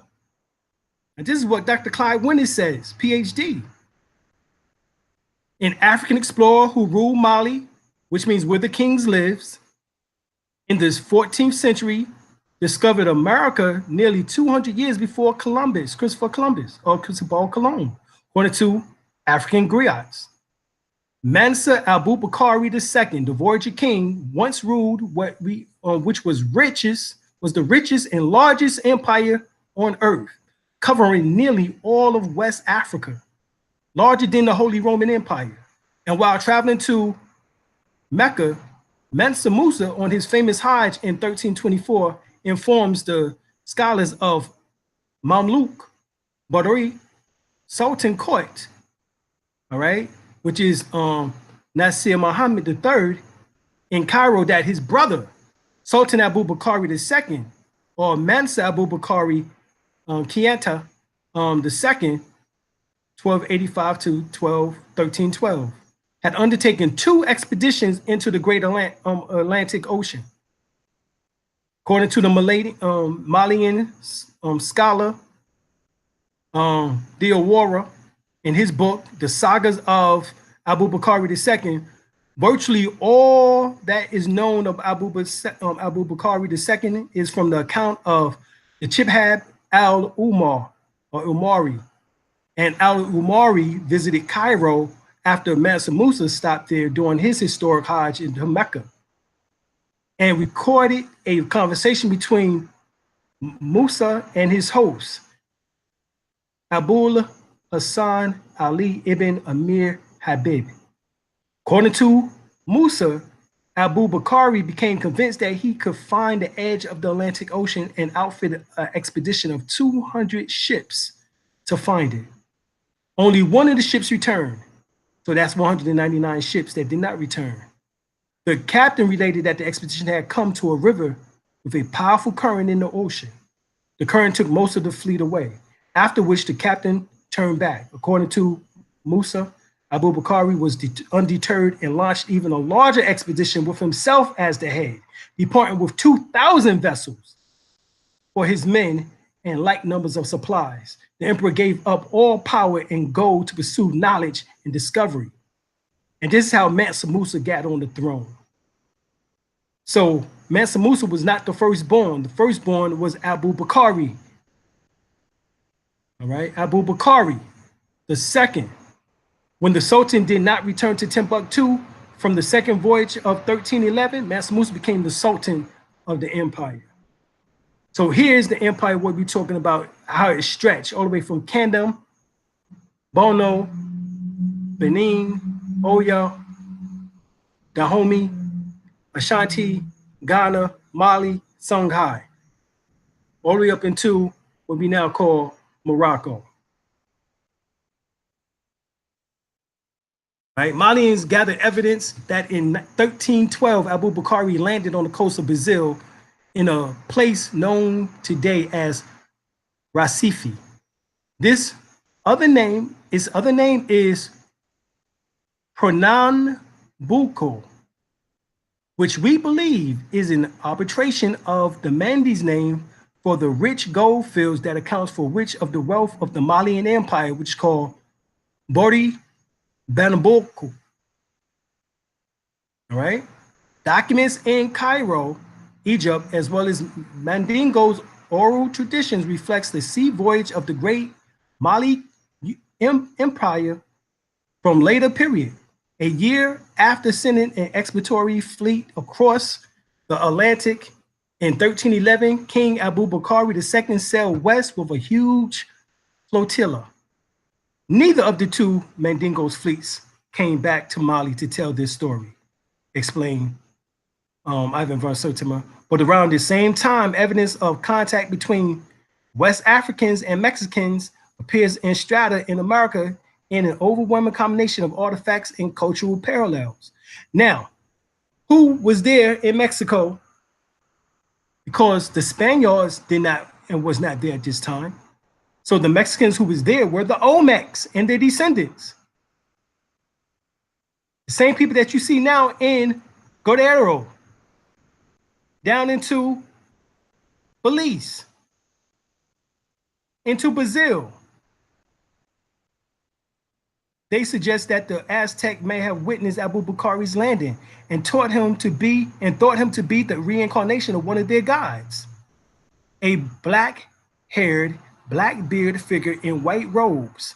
Note, Ivan von Sertima, one of the representative of Quetzalcoatl, modeled on a dark-skinned outsider, appeared in paintings in the Valley of Mexico, while the Aztecs began to worship a Negro figure mistaken for their god Tezcatlipoca. Right? This is Quetzalcoatl right here. This is Quetzalcoatl right there. Okay? That's Quetzalcoatl. Now the Albion said that, oh, he was white skinned and had a black beard. See, this is the way that they mix up and confuse people and lie. Quetzalcoatl was not them. Quetzalcoatl was a return of Abu Bakr II, who came back to his brothers, who was the Olmecs, who left out of Mali over 6,000 years ago. As we know that the Olmecs or She people was here in the Americas over 5,000 years ago. Once again, all right, this is more than 4,500 years before the Europeans came here. We was already here.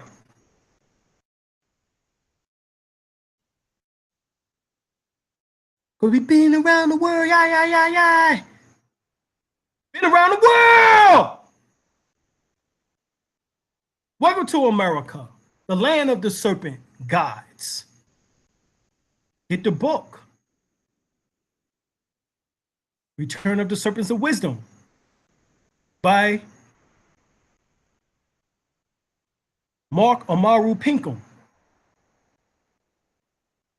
But here, in another book, New World Order, The Ancient Plan of Secret Societies by William T. Still shows that America was called initially the land of the plumed feathered serpents by the Indians of Peru.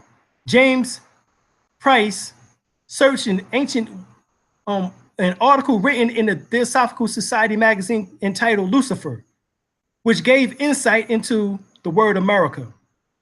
He said that the chief god of the Mayan Indians in Central America was Quetzalcoatl, who was also known as Kukulkan, who was also known as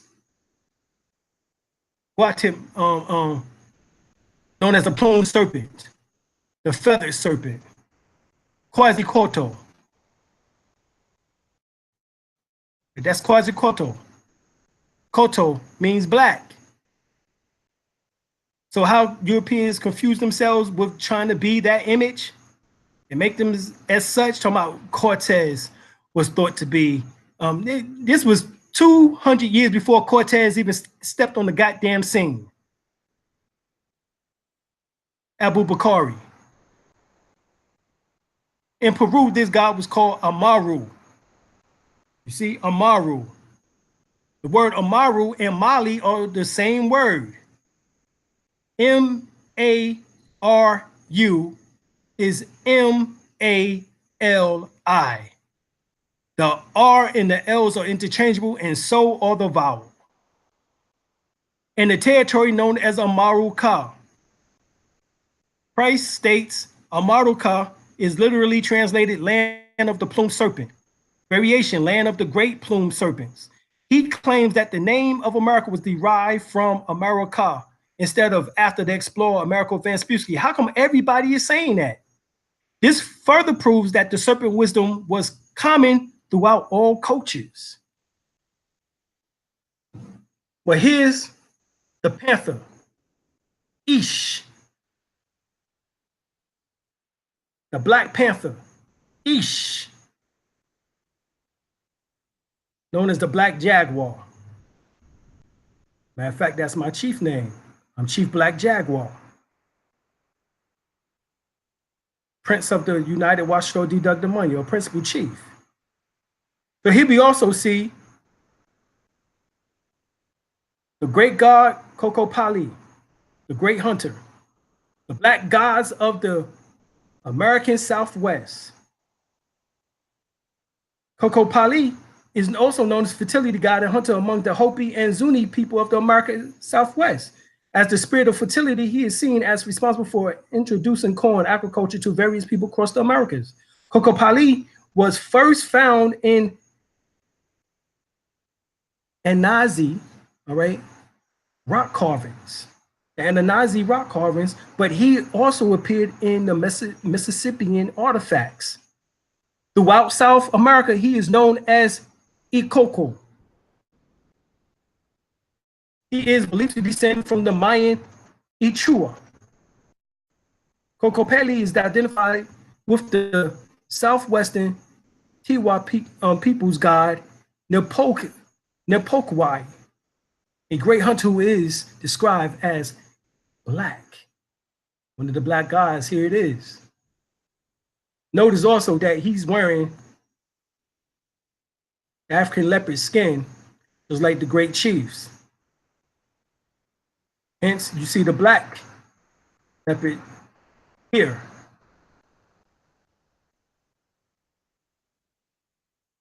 Now, so the same gods, right, and goddesses, or the same Malian, Songhai, Morocco empire people that came with Mansa King Abu Bakari II, Mansa Musa's brother, came from these same areas that they now claim that they brought you from. They brought you all from West Africa. But this is 200 years on 2,020 ships at one time. Not no goddamn 1 or 2 ships going back and forth every goddamn 3 months to 4 months of the European trip over a 400-year period, or in particular from 1619 to 1865.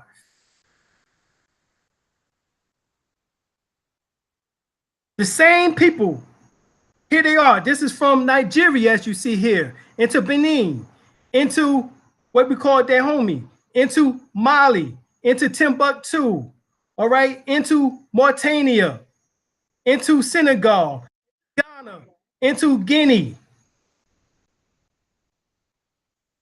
These are the same people. The different ethnic groups brought to the Americas closely corresponds to the same regions of heaviest activities in the slave trade.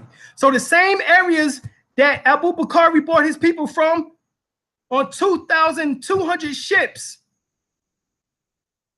are the same ones that they claim that they got your ancestry from.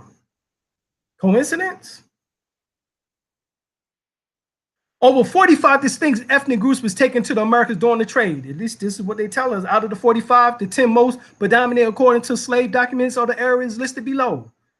Right? The GB speakers of Togo, Ghana, and Benin, the Akan of Ghana and the Cote d'Ivoire, the Mbundu of Angola, the Bakongo of the Democratic Republic of Congo and Angola, the Igbo of southeastern Nigeria, the Yoruba of southwestern Nigeria, the Mandi speakers of Upper Guinea, the Wolof of Senegal and Gambia, the Kamba of Cameroon, and the Makua of Mozambique. The legacies in Africa, America, Caribbean, and Europe. The same people from the empire of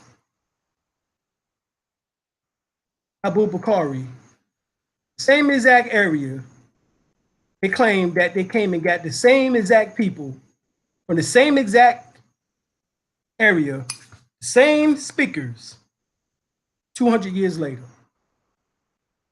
over a 200-year span. If you're going to start at 1619 to 1865, it would be about 250 years. Some add 1555 because of John Horsey Hawkins. Whatever the case is, this is still 200 years, over 168, almost 200 years before Christopher Columbus sailed, that we came on 2,200 ships before Christopher Columbus, before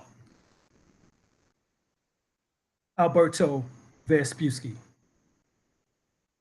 known as Amerigo Vespucci, before Cortez.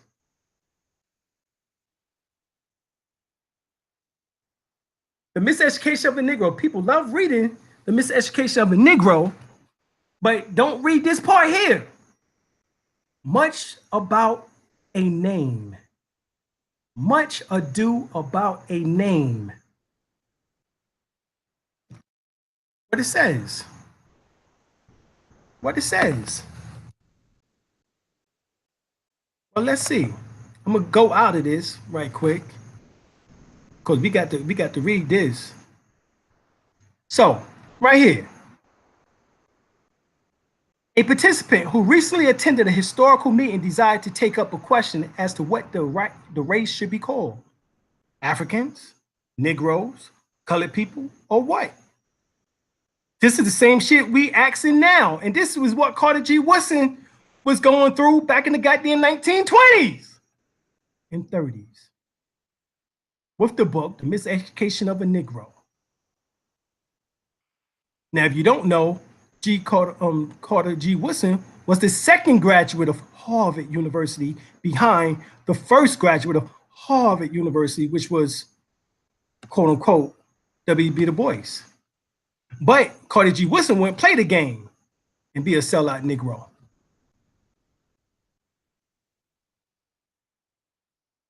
Carter G. Woodson decided to write for Negro World, which was the magazine by UNIA and ACL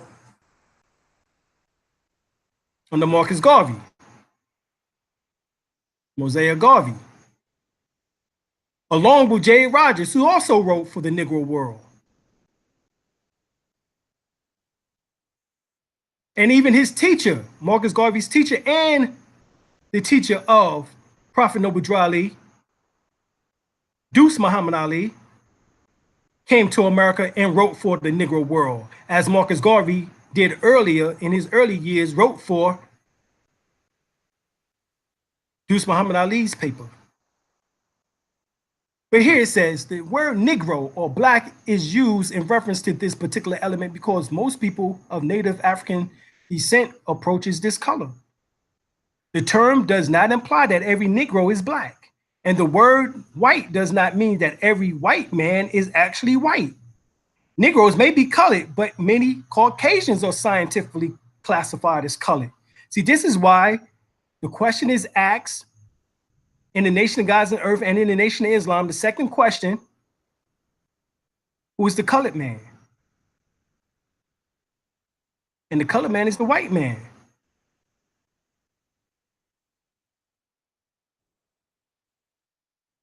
We are not all Africans. Moreover, because many of us were not born in Africa. And we are not all Afro-Americans, which is African Americans, because few of us are natives of Africa transplanted to America. Wait.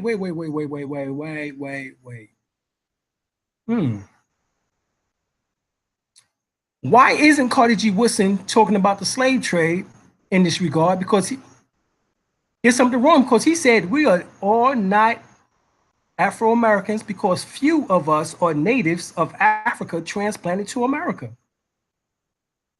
Why did he say that? Does he not believe in the slave trade?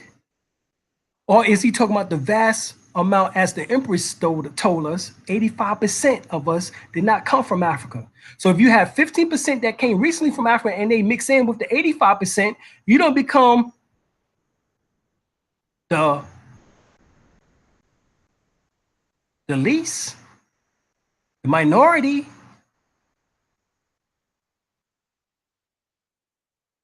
You still be the majority. Okay, for example, you have coffee, which is black. You might add some cream, but it don't become cream. It's still what? Coffee.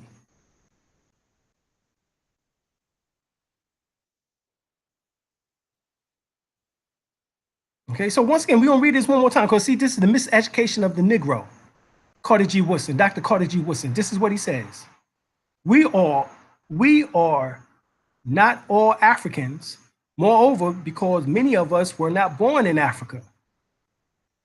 And we are not all Afro-Americans, African Americans, because few of us are natives of Africa transplanted to America. I'm just gonna let that, as Dr. Khalid Muhammad said, let that shit dangle in the air right quick. Let that shit dangle. Dangle. You know what I'm saying? Dangle. All right, that's what we're gonna do. We're gonna let that shit dangle. All right. Think about it. Think about it. Special way. You don't know nothing about that shit. That's old school. All right, so right here. So all of this, Cortez, Christopher Columbus, all of this shit came under the doctrine of discovery. Based on the doctrine of discovery, you know what I'm saying? We had Pope Alexander the Sixth, the same one who got you worshiping white Jesus as his son. Okay? The same one who got you worshiping Jesus as his son, Caesar Borgia, Pope Alexander the Sixth. Okay?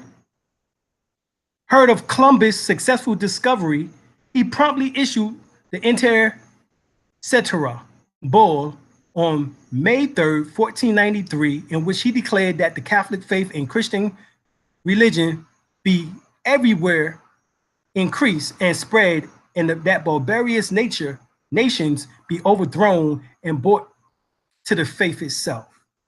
So it was recommended that wherever the Europeans went, that they would enslave the sons of Ham. He called on the monarchs of Spain and Portugal to subdue and convert all native lands and possessions. In essence, he decreed that unconverted heathens had no rights. So unconverted heathens had no rights. So he declared war on us. This is a bastard pope producing bastardized children, Caesar Borgia, who was gay and had sex with Leonardo da Vinci, who painted his ass to be goddamn Jesus. The same fagotized, homogenized, pasteurized Jesus, pale out beyond Jesus you worship today. Even when indigenous people signed a treaty, it was considered non-binding because they was non-entities under the canon law. The United States court formally wrote the doctrine of discovery into the laws of the United States in the case of Johnson versus McIntyre in 1823. Chief Justice John Marshall wrote, whose authority it is made against all other European governments. Indian people are still denied their rights simply because they are not Christians at the time of European arrival. Stephen Newcomb. Few people realize this legal distinction between Christians and the so-called heathens, i.e. indigenous people, Native Americans, the people, is still the law of the land. Based on the doctrine of discovery and the results of federal law, the United States continue to deny indigenous people the recognition of their sovereignty and treaty rights in their own ancestral lands of North America. This is what the fuck Martin Luther King was talking about. That we languish in the corners of American society, still exiled on our own goddamn land. Indigenous people still have unalienable, that's unalienable, natural law rights to complete sovereignty as indigenous or independent nations. This has never been refuted in American law, although the treaty law has not been respected. All right? So, we got to understand that. All right, so here we have indigenous. Those people have an historical continuity with pre-invasion and pre-colonial societies consider themselves distinct from other sectors of societies now prevailing in the territories or parts of them. They form at present non-dominant sectors of society and are determined to preserve, develop, and transmit to future generations their ancestral territories and their ethnic identities as the basis of their continued existence as people in accordance with their own cultural patterns, social institutions, and legal systems. Here you have the Inter-American Declaration on the Rights of Indigenous People. Indigenous people, this is how it's defined, y'all. In this declaration, indigenous people are those who embody historical continuity with societies which existed prior to the conquest and settlement of their territories by Europeans. So we already know that we was already here, as I already proven in this presentation. And then it says, as well as people brought involuntarily to the New World who freed themselves and reestablished the culture from which they've been torn. So this includes those who came from Africa, the 15% who came from Africa, not just the 85% who was already here, but even those who came from Africa, the other 15% that just came from Africa. So 100% of us is indigenous people, based on this definition from the United Nations, from the Inter-American Declaration on the Rights of Indigenous People. Self-identification as indigenous and tribal shall be regarded as fundamental criteria for determining the group to which the provision of this declaration applies. Black's Law Dictionary 7th edition, natural person is indigenous. Look up natural person in Black's Law Dictionary 7th edition. Natural person is indigenous, native, the original. Who's the original? The Asiatic black man, the maker, the owner, the cream of planet or father of civilization, God of the universe, God damn it. Get it right. We was already here.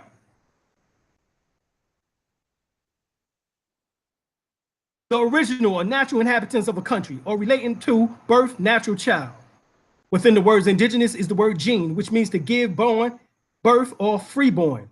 Unlike the word native, which refers to one's residence, indigenous refers to one's direct ethnicity.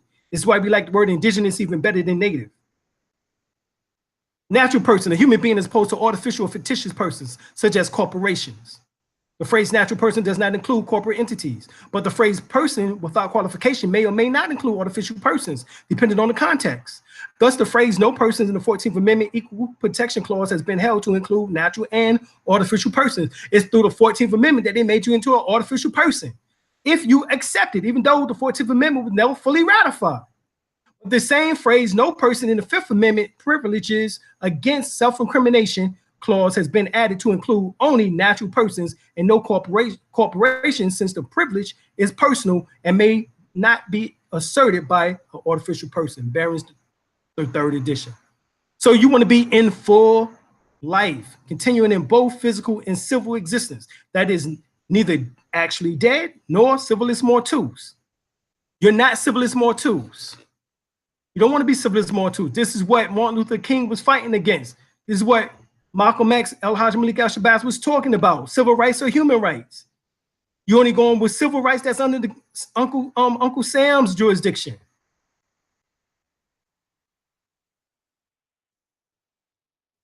Webster Student Dictionary International Encyclopedia Edition.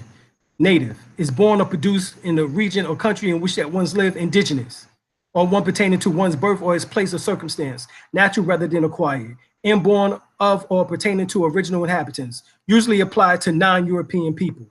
Why? Because they can only have acquired it. They was not naturally here. In fact, they're naturally nowhere on the planet, because they was artificially made. They're artificial. They're test tube babies. Experiment gone wrong. The Supreme Court of Colorado has ruled. Colorado Anti-Defamation Commission versus Case 380. Page 2D 34. 1962, talk about natural rights. Inherited rights and liberties are not creatures of constitutional provision as the national or state level. The inherited human freedoms which mankind is endowed or antecedent to all earthly governments. Rights that cannot be repealed or restrained by human laws. Rights derived from the great legislator of the universe. Thus, the only way the government will contract with you is if you waive your inalienable or unalienable rights and agree to be under their jurisdiction. Privileges, statute codes, rules, regulations, ordinances, policies, all of that shit is color of law and put you in the artificial category. A sovereign is exempt from suit, not because of any formal conception or obsolete theory, but on the logic and practical grounds that there can be no legal right as against the authority that makes the law on which the right depends. This Quanana on Nakoa and Polyblank 205 US 349 353 27 SC City 526 527 51L edition 834 1907. It is the doctrine of the common law that the sovereign cannot be sued in his own court without consent. The Siren 74, United States 153, 1968.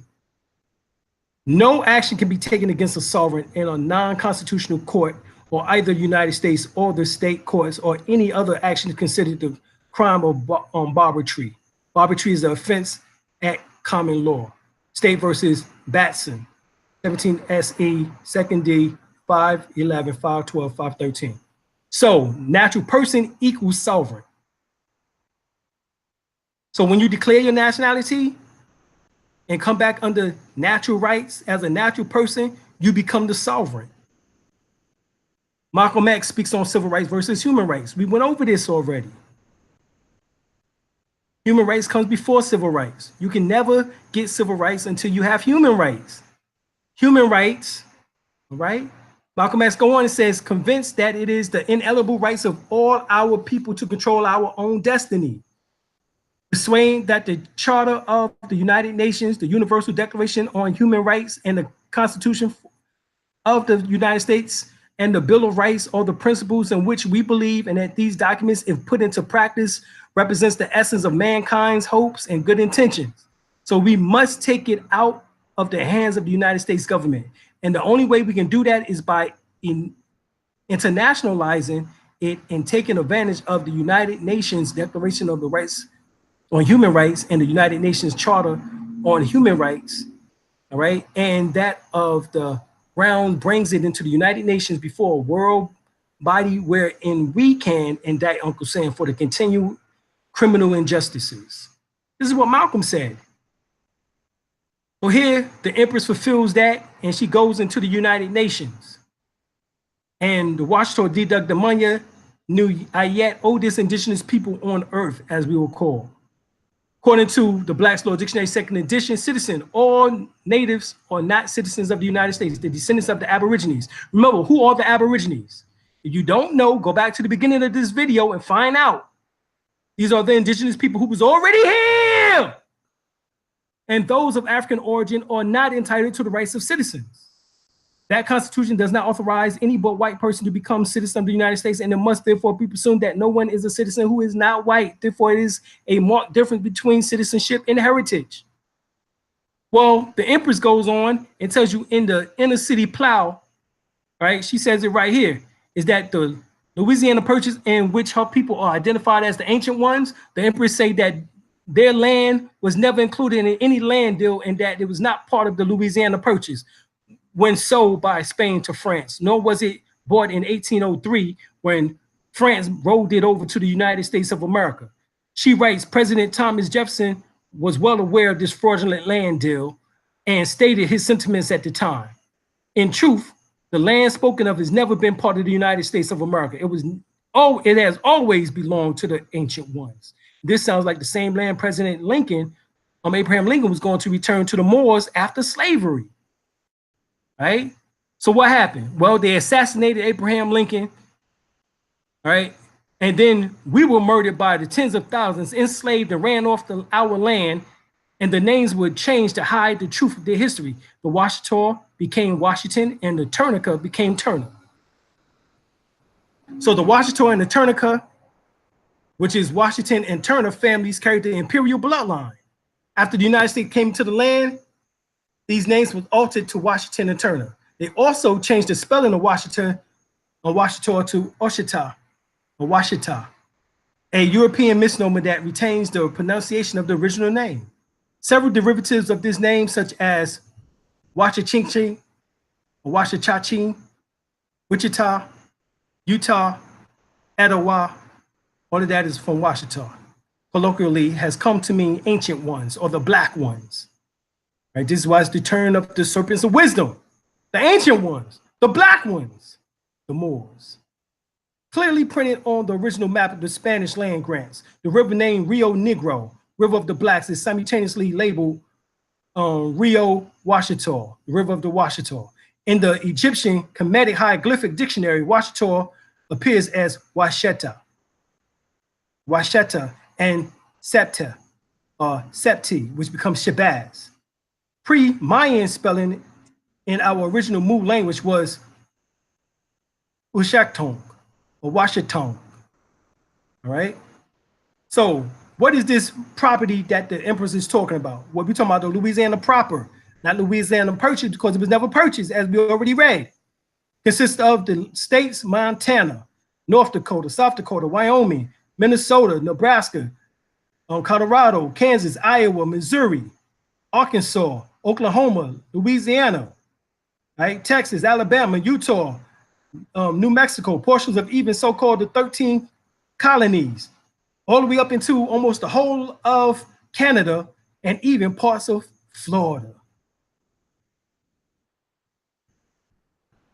Here's a better picture you can see.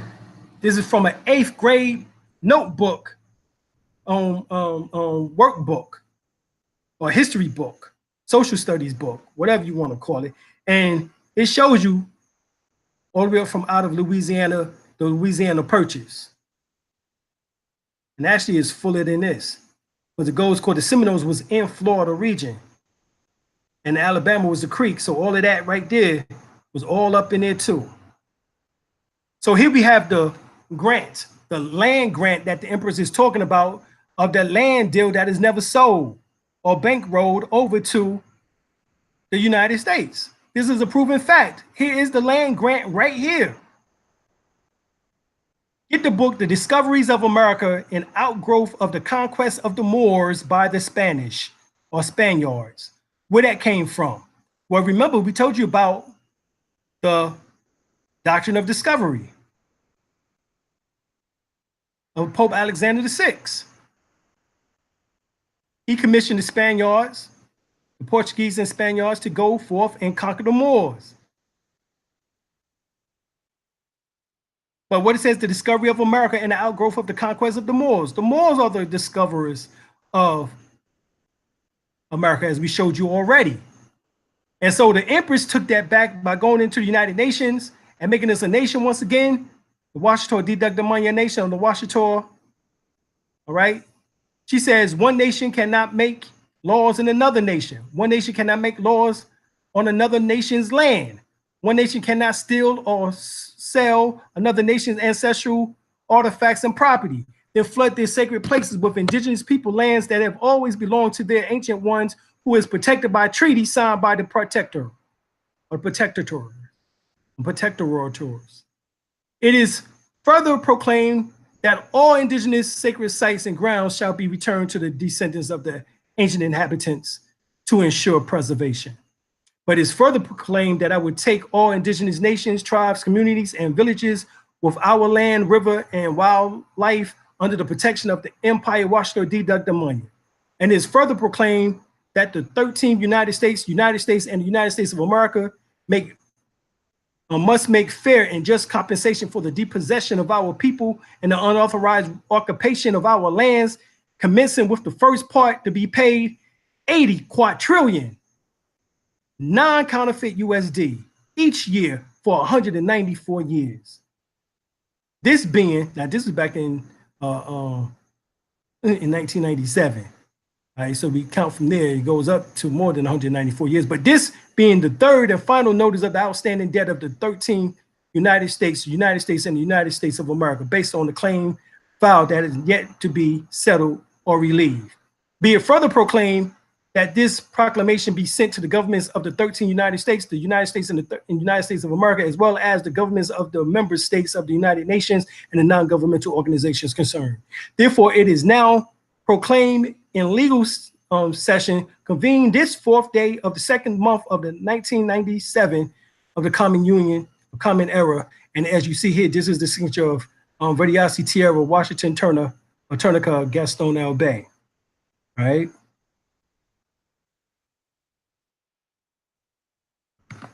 Here we have what was returned, 68,883 acres of land, in which that is from the heirs of Turner. And Eliza Turner, who is the mother of Prophet Noble Drew Ali, is one of the heirs. Right? And this is all of the mid to upper counties of Louisiana, as you see here. This is the land in which that was returned. And she was going to go for the rest of the 30 million acres, which would have been the whole in which that we showed you here and here. All the way up into all of those states that we called, all the way up into almost the whole of Canada.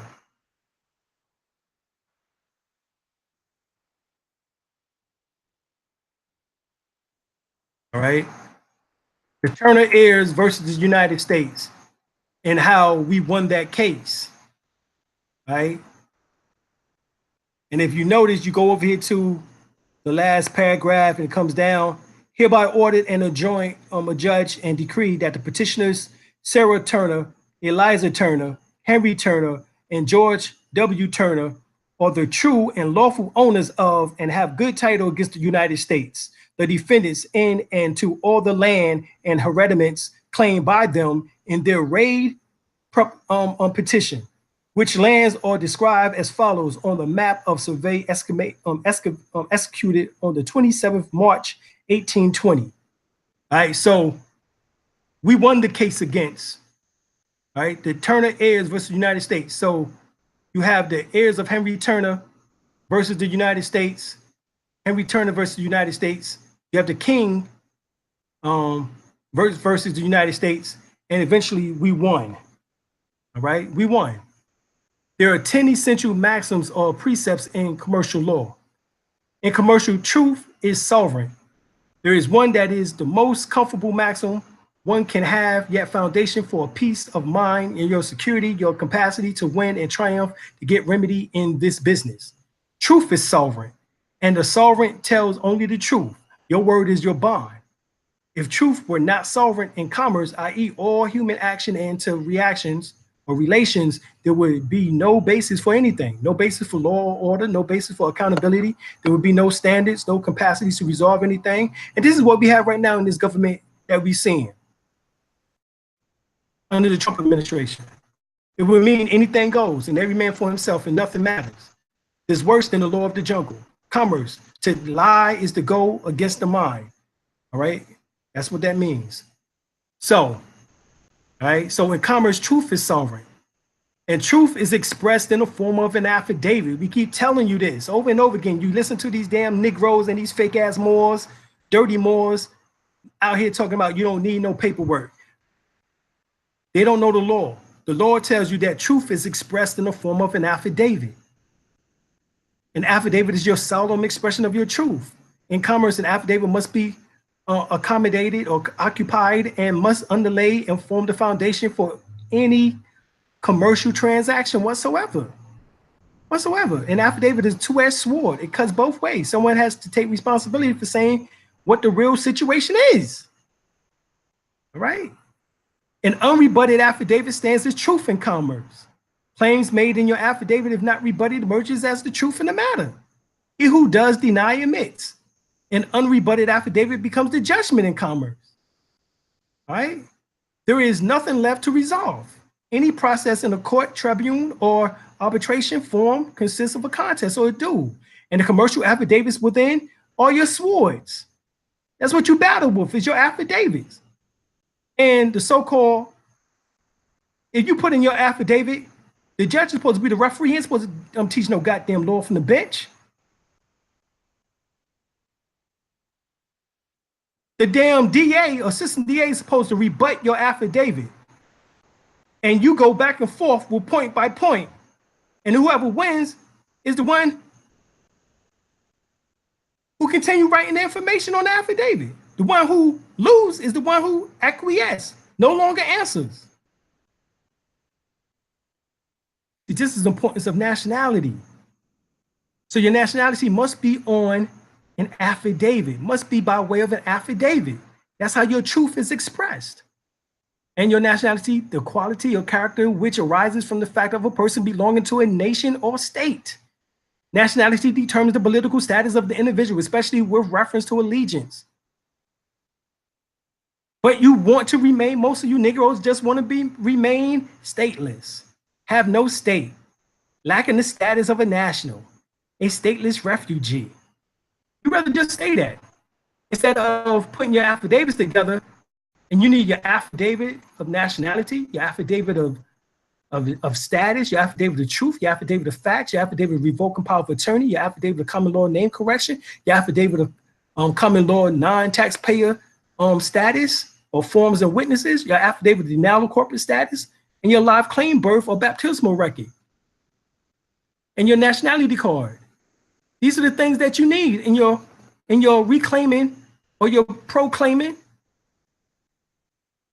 by way of your affidavits. No court and no judge can overturn or disregard or abrogate someone's affidavit of truth. The only one who can have any capacity or right or responsibility or knowledge to rebut your affidavit of truth is the one who is adversely affected by it. It is his job, his right, his responsibility to speak for himself, to issue his own affidavit, because no one can speak for him. No one else can know what your truth is or has the free will responsibility to state it. This is your job. The previous is necessary because property cannot own property, for property is owned. It only after you claim, after you reclaim or nationalize, not naturalize, because you're already natural, you're already a natural person, so you don't naturalize, you nationalize. You must have a nationality. Will you be able to enter properly into the world of commerce? Part and parcel. Commerce means sex. To merge like marriage is intercourse. Commerce, here it is from the Black's Law Dictionary. The exchange of goods, production, or property of any kind, the buying, selling, exchanging of articles, the transportation of person or property by land, water, or air. Land, air, and water means law.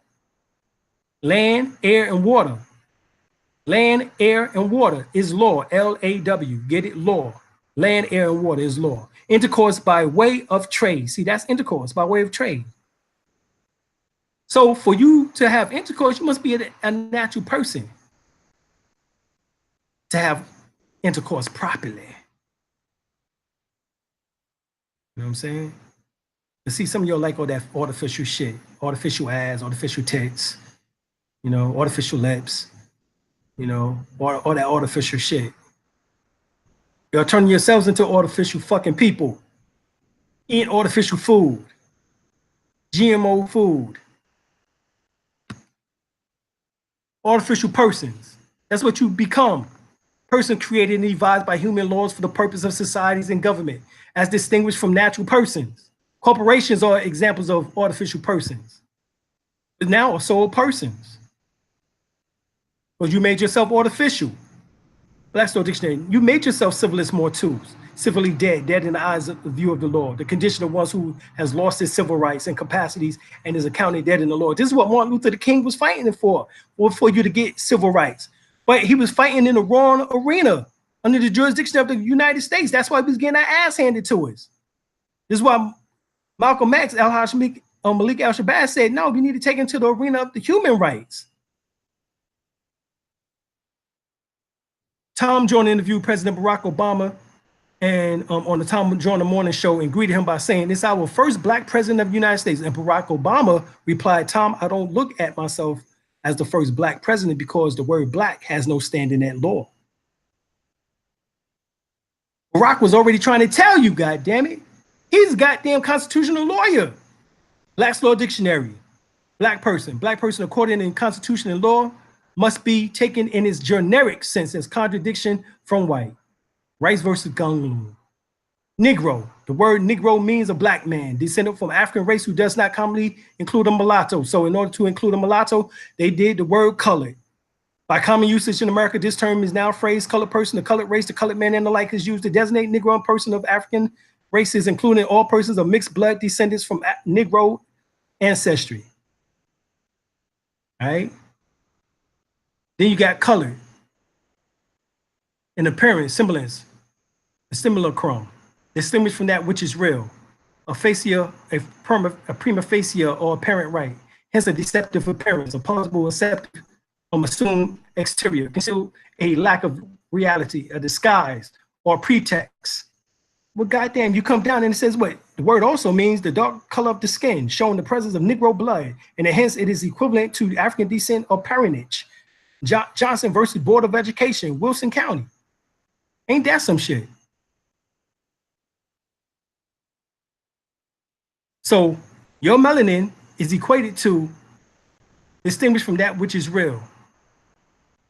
It appears to be, it has an apparent right, but it has also a deceptive appearance. Hence the reason why you have racial profiling. As soon as they see you, oh, they go colored nigga.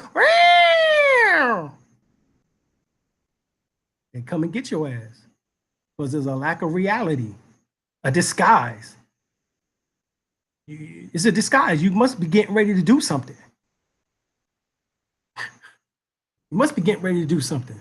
So did you know that your birth certificate symbolizes that civilis mortuus status, that artificial person status?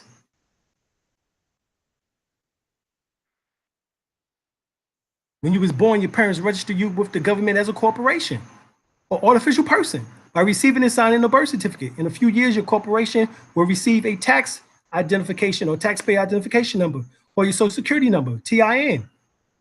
This is so that you can be used as collateral for the government acquired debt.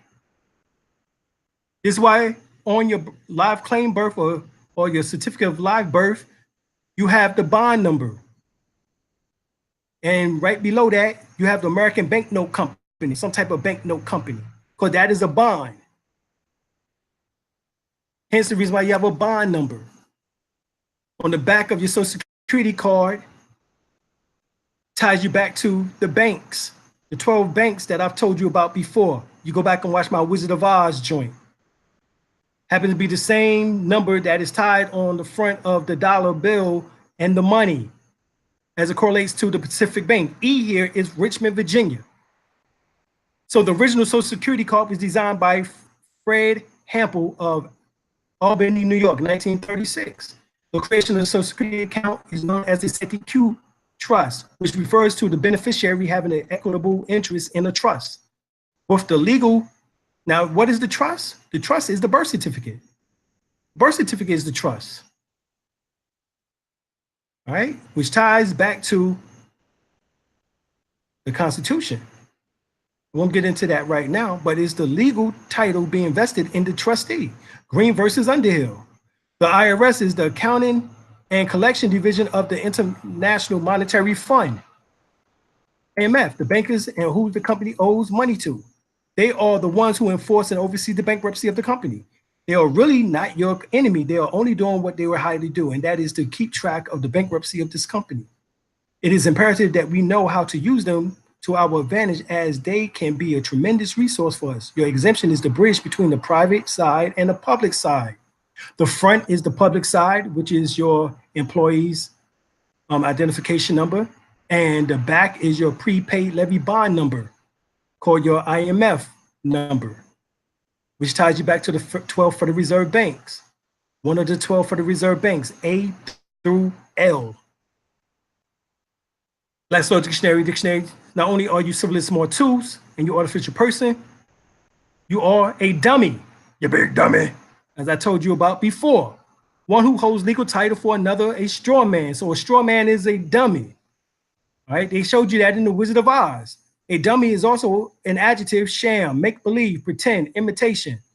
Respect basis for predicating liability, a parent corporation for the acts of subsidiary, agency, adjunct, branch, instrumentality, dummy, buffer, tool. You know, white boys always say, you big tool, as any means which the same thing. It all means this very much the same thing. So a tool, a buffer, a dummy, same thing. So you're a buffer. Buffy. You might as well just call you Buffy. All right, as long as you want to stay on your Buffy, stay on your Buffy shit. You know what I'm saying? Then, you're going to be Buffy. You want to stay Buffy, motherfucker? Then you're going to stay Buffy. All right, that's the strawmiest homo. Latin, a man of straw, one of no substance, put forth as bail of surety. All right, this is Buffy. All right, Buffy the Vampire Slayer. If you're going to be a Buffy, damn, be a goddamn Vampire Slayer, goddamn it. Black's Law Dictionary, 6th edition, straw man, a front. That's a buffer. A front is a buffer, a tool, a dummy, an artificial entity. A third party who's put up in name only to take part in the transaction. A nominal party to a transaction who acts as an agent for another for the purposes of taking title to real property and executing whatever documents and instruments that the principal may direct. Persons who purchases property for another is concealed identity of the real purchaser or to accomplish some purpose, otherwise would be illegal. That's what a buffer is for, buffies. Now, based on the Dred Scott case, it says case in which the United States Supreme Court held that descendants of the Africans who were imported into this country, which was only 15%, sold as the slaves, were not included, nor intended to be included under the word citizen in the Constitution, whether emancipated or not, and remains without rights or privileges except such as those which the government may grant them. This is Dred Scott versus Sanford. So you're not free. All right, this is Black's Law Dictionary, 5th edition. Blacks are not considered citizens and they're still considered slaves by the government, even to this day. Dred Scott decision. That's just what it is. All right, that's just what it is, goddammit. Now, we're going to leave you there. We done did enough for tonight. Hopefully you got some of this shit that we're talking about and you understand something that we said. All right, hopefully you understand something. And as we normally say, as we head out, continuing now for days, weeks, months, and years to come, we're moving towards our most cherished goals of life, health, knowledge of ourselves. All right, all good things, security, protection, every action, enterprise, and endeavor in which we wish to be involved is bringing increasing rewards. We have so much abundance and success that we're able to help share and give with those who are sincere along the way. And we're moving closer towards the oneness of God and Goddess and the full release of our higher inner selves. And we out, y'all. Peace.